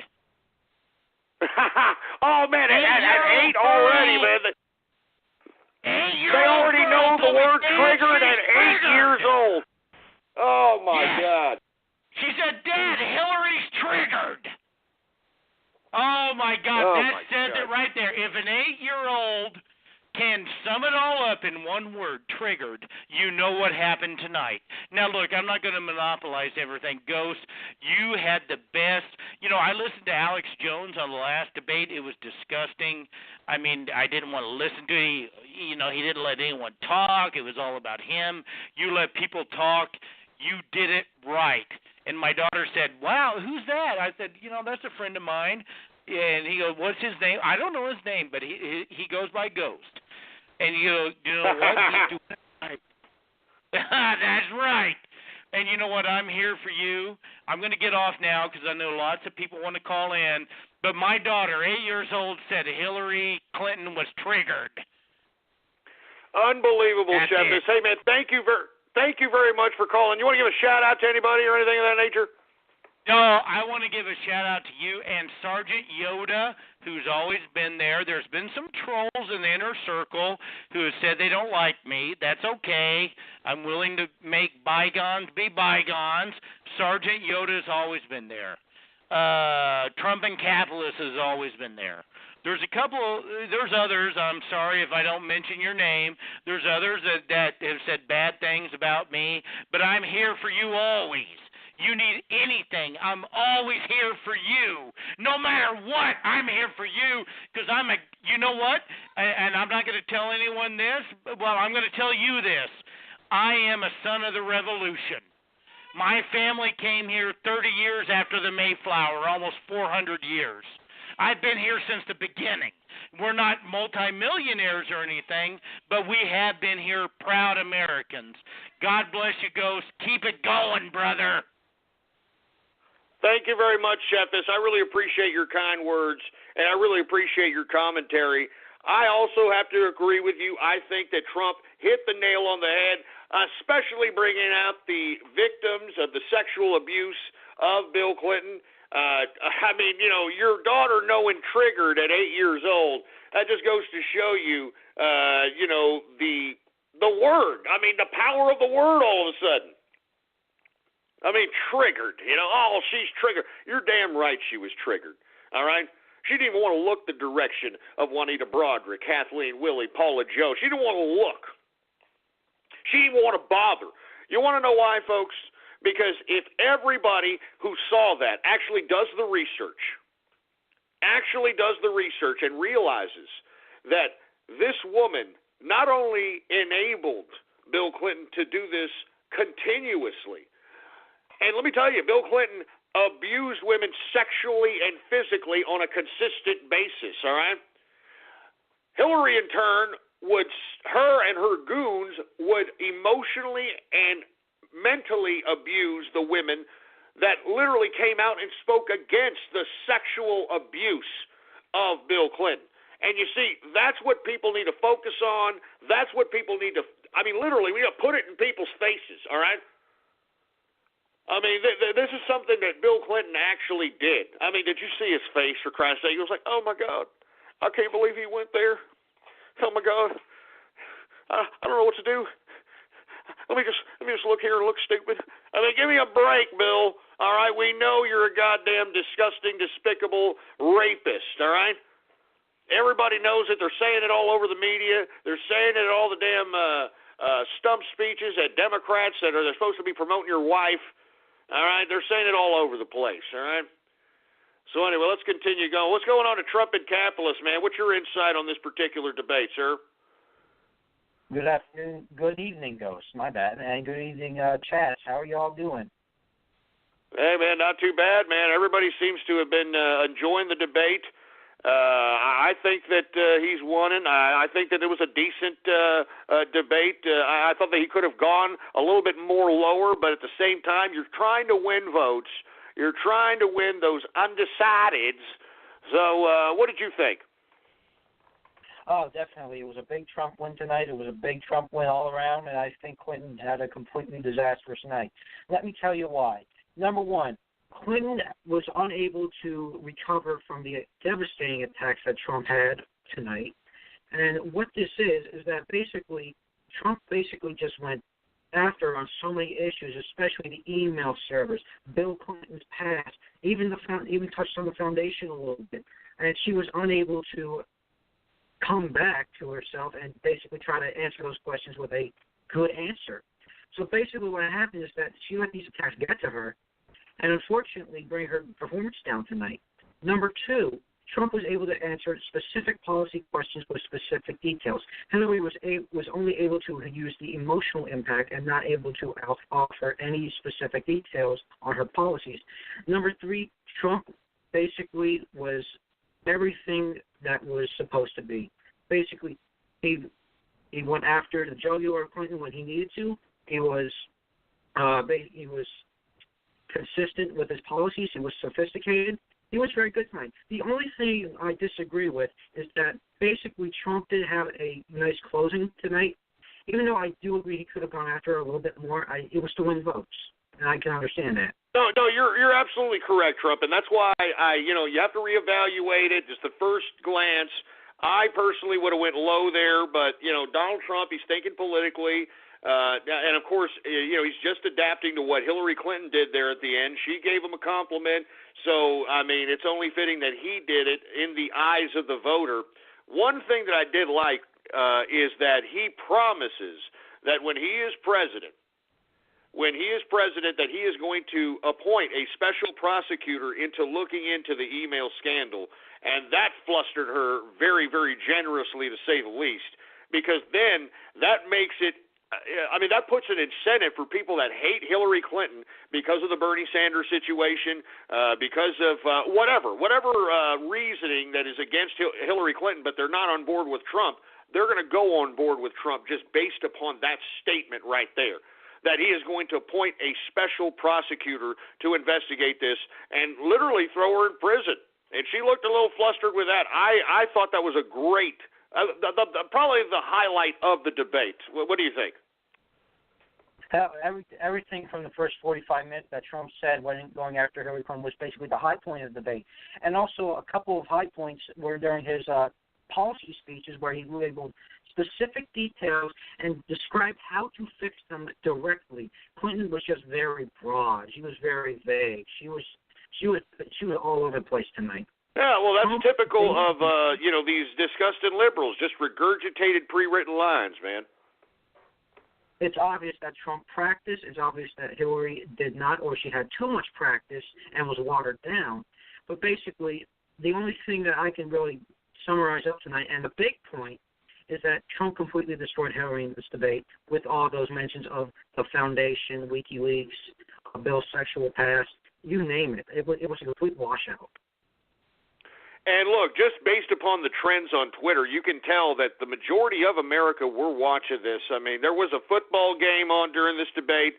Unfortunately, there was also a goddamn WWE freaking pay-per-view, which seems to be still trending at this point in time. So, that probably didn't penetrate that demographic. But I look at it on the bright side. Those people that are probably attending that particular event are probably Trump supporters anyway, because McMahon and Linda McMahon they're Trump supporters. So in my opinion, I think that the majority of America really did tune in. Everything is literally trending about this debate on Twitter right now. Everything. I mean, with the exception of WWE No Mercy, everything is trending in relation to the debate. Donald is trending. The word debate is trending. Hashtag, no, there is no hashtag. That's just that stupid WWE. Hillary is trending. Ken Bone, that stupid moron. I think I made a comment about him during the commentary. Lincoln, Anderson, hashtag Obamacare, Bernie, and Bill are trending as of right now on Twitter. Right, definitely. And Trump tomorrow, a lot of people are going to find out about this. The ones that did not listen to the debate tonight are certainly going to hear about it tomorrow. I hear you, man. Hey, do you want to give a shout out there? I want to take a couple more callers here. I want to hear what people say. Maybe we can find a Hillary supporter here. Sure. Shout outs to 727 caller. Shout out to the OG Capitalist Army chat room, and shout out to everybody who listened to the debate tonight and had a great impact from it, great substance from it. So thank you very much for having me on, and God bless America, and see you on Monday. All right, man. Thank you very much, Trump and Capitalist. Really appreciate the commentary here. Let's continue going on. I want to hear from you, 425-390-6146. I'm going to try to squeeze in as many callers as I can. I think we got the Teutonic Plague in the house. What's going on with the Teutonic Plague? What do you think about the debate, man? Ghost, first and foremost, I'd like to say what a pleasure it is to be back on the show. What's going on? Happy Spontaneous Sunday. Hey, thank you very much. I appreciate it, man. What's going on with your views, your perspective on this particular debate? Do you think that Donald Trump convinced enough people to start doing research, and I'm thinking based on the trends maybe, but do you think he sealed the deal here? I absolutely and sincerely believe that Donald Trump won this debate. I think that this debate, as well as the third debate, it's all a formality. Trump has already won this election.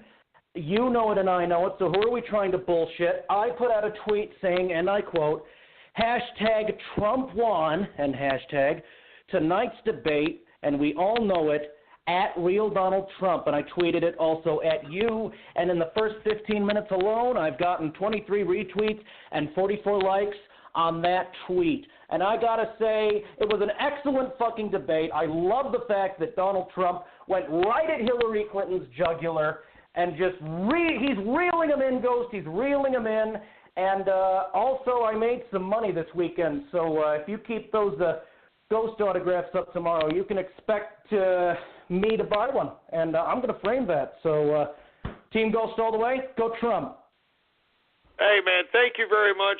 Appreciate the commentary. And, yes, folks, for you folks that are just unaware of this, and I want to thank Teutonic Plate for bringing this up, the Ghost autographs are back up for sale by demand, all right? By demand. And if you want to get to them, go ahead and put in your browser right now, ghost.market. That's ghost.market. It's only going to be up for a limited time, folks, all right? I'm not trying to be a competitor, with the engineer. And the engineer isn't here right now. Who the hell knows where he's at? He's probably, I don't know, what the hell does he like to do? You know, he likes to go to play bingo or something. I don't know what the hell he likes to do. But anyway, folks, if you want to go ahead and partake in that, a lot of people have received their autograph, their numbered autograph. They've appreciated them. I've retweeted them. I want to thank you folks for posting the photos of them. And once again, if you want to go ahead and partake in that, go ahead and do so. Anyway, let's continue on with the calls here, folks, because I want to hear what people have to say. Maybe, we'll come across a Hillary supporter. I doubt it.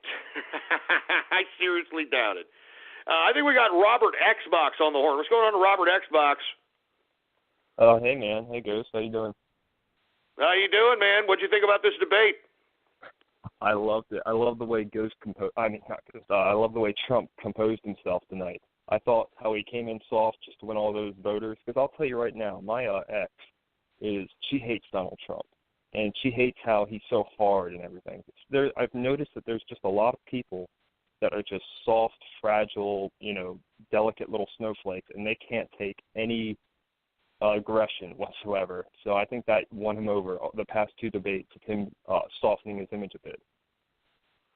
No, you're absolutely right. That's why I've been, even in the last debate, which people were critical of, and I thought that he did a fairly decent job. I broadcasted at that time that first of all, that was probably the most watched debate.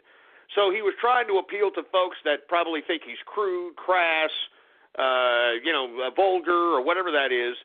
Make him a little bit more friendly. Today was a little bit more get to the jugular, not too aggressive, wasn't screaming, basically putting the points and facts on the table and basically highlighting everything that he's going to do as president, while Hillary Clinton regurgitating a bunch of bureaucratic rhetorical nonsense, basically just drawing on with rhetorical jingoism, not getting to the facts of what actually she's going to do, what she has done, and moreover, she literally is just, she literally didn't know what to say, in my opinion, just based upon her responses half the time.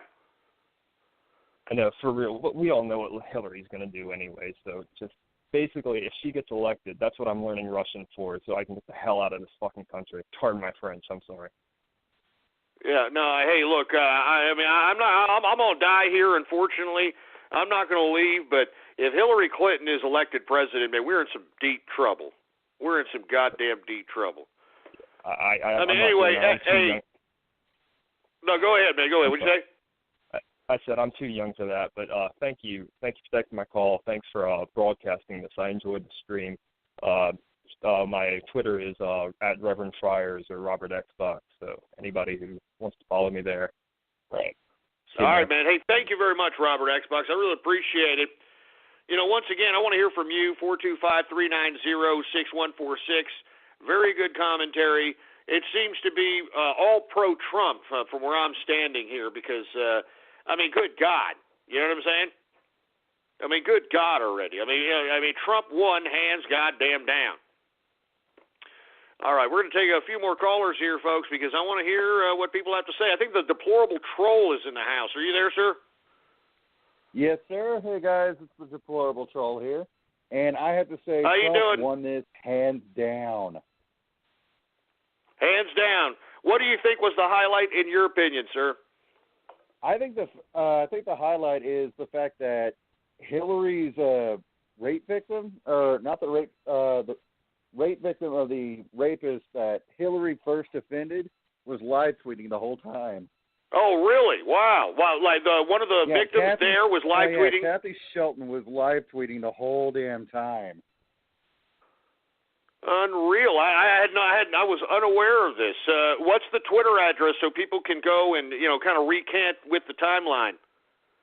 Let me see. It is at Kathy Shelton _ Changing a song can change your whole day, but change has never been this powerful. At Nissan's Year of the Truck and SUV event, we're rolling out our capable new lineup and big savings. Shop your local Nissan store and choose Nissan.com. Offers end soon. Changing a song can change your whole day, but change has never been this powerful. At Nissan's Year of the Truck and SUV event, we're rolling out our capable new lineup and big savings. Shop your local Nissan store and choose Nissan.com. Offers end soon. At Kathy Shelton _ can you read a few, man? What she was saying? Go ahead, man. Well, near the end, she said, "Thank you, Donald Trump, for standing up for me before my rapist defender, Hillary Clinton."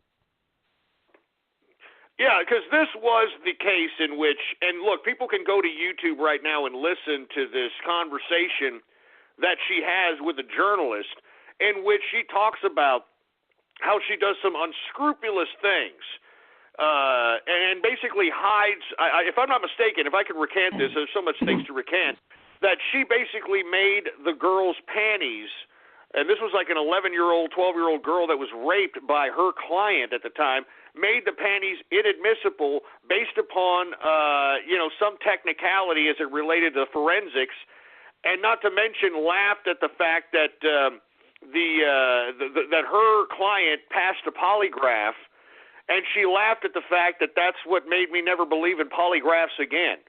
So she actually laughed and thought it was a joyous thing, getting her client, a molester of children, off based on a technicality. So that is out there, and that's what he's talking about, and that is the victim you're speaking of, correct? Yes. So I'm telling you, very serious issue. That was the biggest highlight. You panning to the rape victims, or the Juanita Broderick, Paula Jones, the woman that you just described, Kathleen Willey. That was your favorite. Yeah, and especially the look on Bill's face is just absolutely priceless. I can't believe that the producer even allowed that shot to go off on the air. I mean, he looked like, how am I supposed to react? I mean, he looked horrible. I mean, he looked horrible, man. Anyway, you want to give some shout-outs there, Deplorable Troll? Anybody out there on the internet? Shout out to you. Shout out to you and the missus. Shout out to Trump and Capitalists, and shout out to the rest of the Capitalist Army tonight. Hey, man, I appreciate it. Thank you very much. I didn't realize that the one of the ladies there that were one of the victims of the Clintons was actually live tweeting, so that's very interesting info. I got to go after the show and check out what she tweeted and what that was all about. Anyway, let's take some more callers here, man. I want to hear from you. What exactly do you have to say about this? Do you think that Trump won? Do you think Hillary Clinton won? Hell, do you think that the CIA agent Anderson Cooper won? You know what I mean? Do you think Raditz won? You know what I mean? How about 585? You're on the horn. What's going on, man? Hey, Ghost. Just wanted to say I got a couple of points I wanted to go over real quick. I think that Go right ahead, man. Yeah, thanks. I think Trump may have lost a couple of points with hardcore conservatives just for his interrupting a bit more than usual. I think he won with independents for really going after actually what she was saying and the substance, not just talking points. And I really have to say I think Hillary is going to go down in the polls with likely Democratic voters just based on her not giving anything of substance that we haven't heard time again. Well, and Yes. Let me just interrupt you there. I thought that most conservatives that try to claim they're real conservative. Remember, I used to be a true conservative. I had true conservative radio. And look, the conservative movement died in 2008 when John Turncoat McCain nominated Sarah Palin. Now, what I find very interesting is that the conservatives were willing to give a pass to Sarah Palin, basically flushing the conservative movement down the toilet with her daughter having a child, she's pregnant, child out of wedlock. All right, and everybody at the time, I was broadcasting. I mean, I was livid. I could not believe this. And now these goddamn conservatives have the audacity to sit here and try to pass judgment, even though the conservative movement was sold out back in 2008. And that's why you see the Republican establishment going after Trump, is because they are the same party as the Democrats. And that's what Trump represents, in my opinion, is a complete deviation from that two-party system. Yeah, absolutely. Are you there, sir?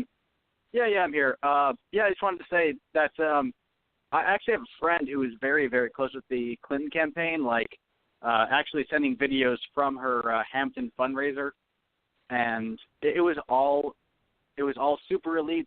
There was no one there of any actual substance that wasn't just independent, wasn't representing their own independent, motives. And yeah, even with her as a very close supporter of the Clinton campaign, she recognizes that the most ridiculous things that they've been posting about Trump and stuff like that. So I think the dissonance coming from her very close campaign is very telling about I guess the overall.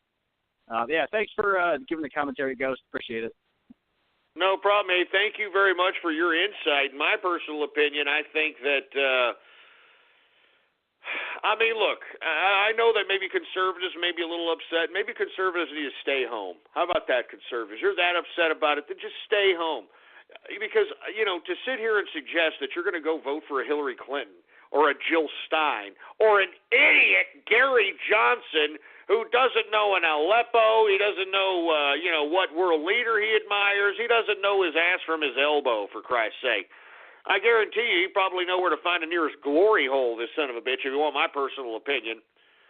Anyway, I think that Donald Trump really just knocked it out of the ballpark tonight. I mean, in my personal opinion, the thing that I thought that was, aside from the sexual abuse victims of Bill Clinton's past being there in the front row and them having to look, they didn't want to look that direction. I don't know if you saw that.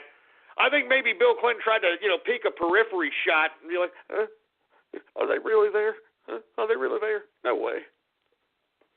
I'm serious, man. Anyway, I think hands down Donald Trump won the debate. There's no doubt about it.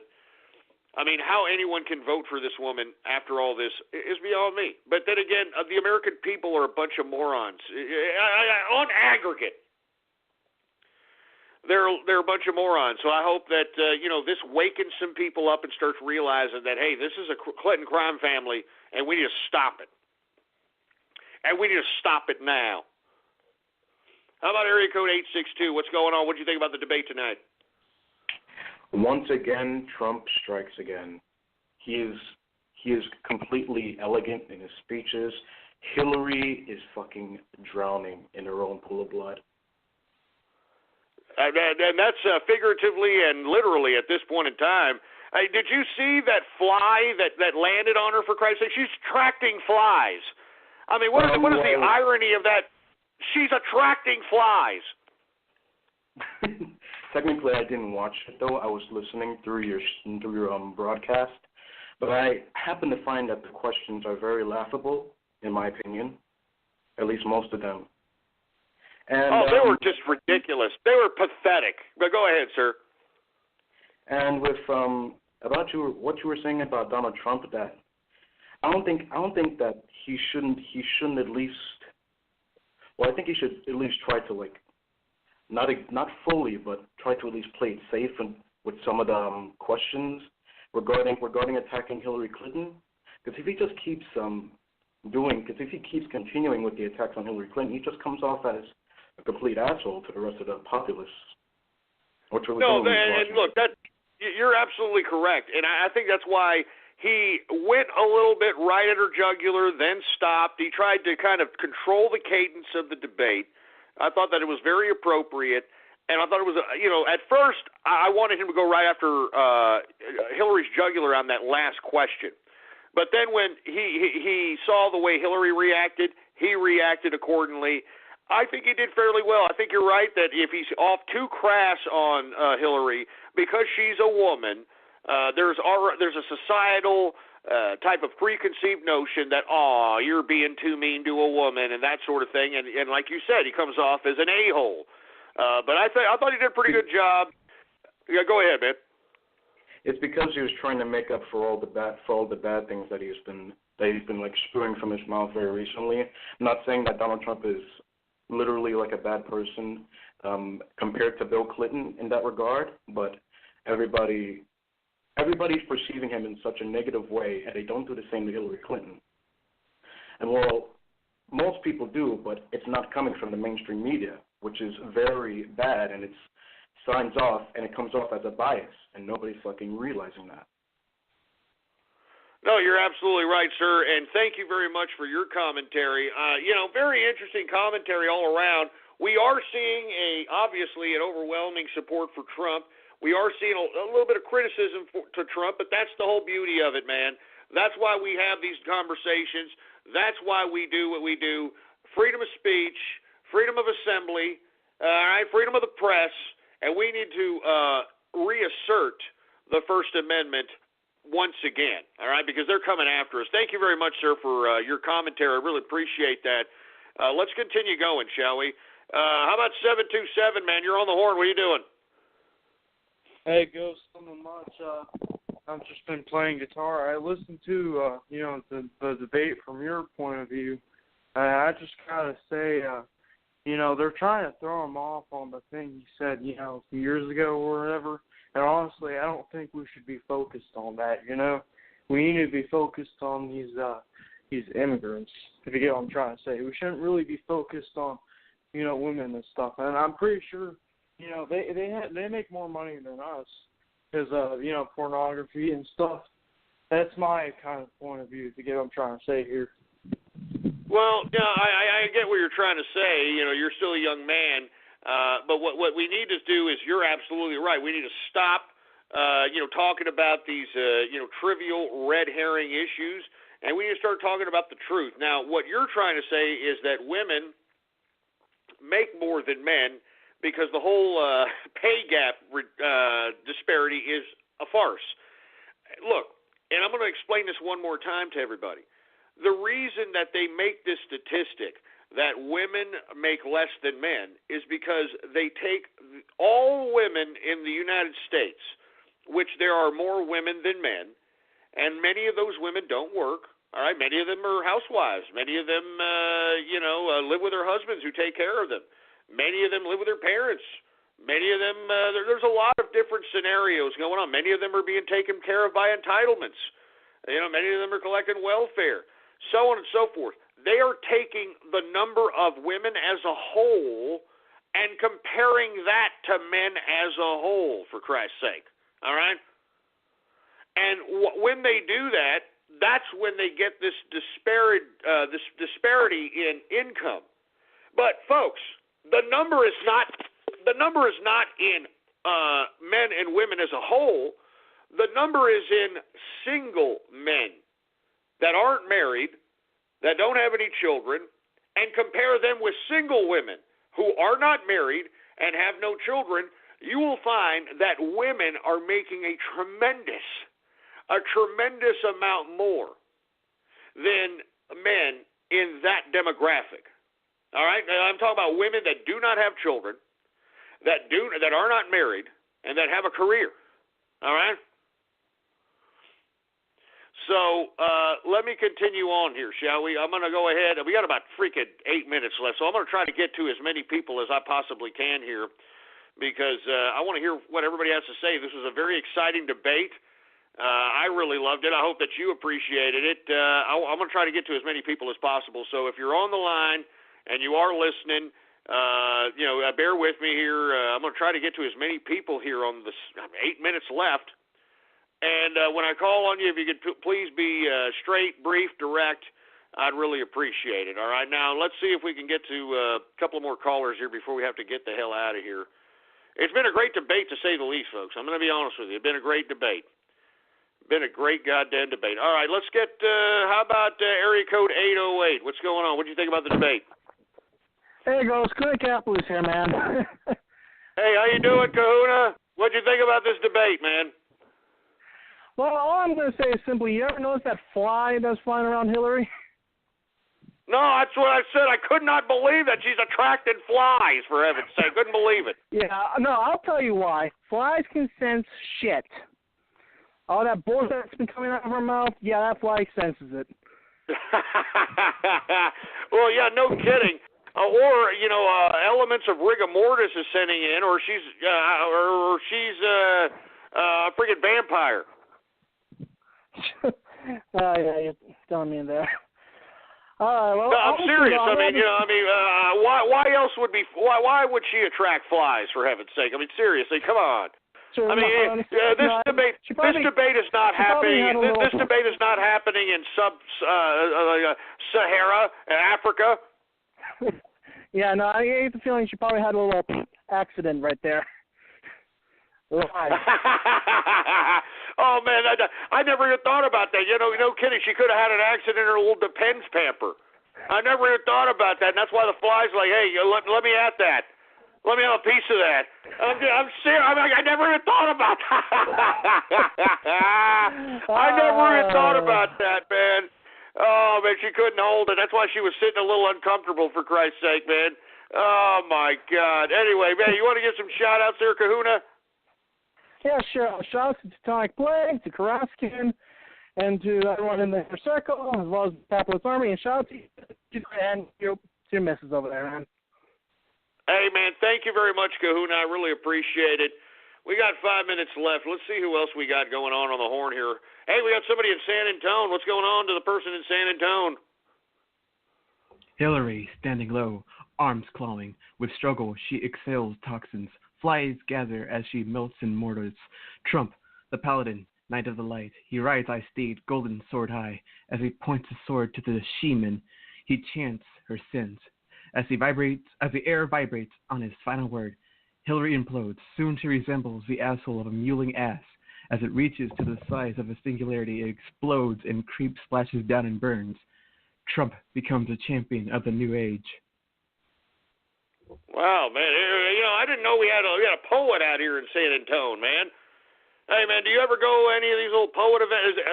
Well, first of all, is there any kind of poetry down here at all? I don't know. No, yeah, I don't know either. There ain't nothing. Hey, look, admit to me, all right, just real quick. There ain't nothing to do here, right, man? I mean, there's some things to do, but I mean, there really ain't nothing to do, right? Absolutely nothing to do in San Antonio. Oh, man, thank you very much for validating that. That makes me feel better, for Christ's sake, because I thought that, man, you know, come on, there's got to be something to do out here. But no, man, the thing to do is go downtown and pay like $15 for freaking overpriced margaritas. That's what they, Jesus Christ. Anyway, folks, I'm going to continue going here. I'm going to take one more call before we close this out here, folks. Man, we got a lot of callers here for this evening. I want to be honest with you. I didn't expect this many people to partake in the festivities, but I do appreciate everybody for tuning in and partaking in the debate commentary with me, both post, during, and pre. I really appreciate this, man. Once again, I am going to have a show tomorrow, 4 p.m. Central Standard Time, and I have a show every Monday through Friday, 4 p.m. Central Standard Time, folks. Cover the markets, cover the news, and, of course, the proverbial Twitter shout-outs, Radio Graffiti. I thought we were going to do that today, folks, but, man, we're having such a good show here, man. People are hype about the Trump train. So anyway, folks, let's take one more caller. How about 513, man? You're on the horn. How you doing, man? Hey, pretty good. To be short here, great debate. I have to agree with you that the high point of it was Trump, just straight to her face saying, if I win, I am sending my Department of Justice straight up your ass.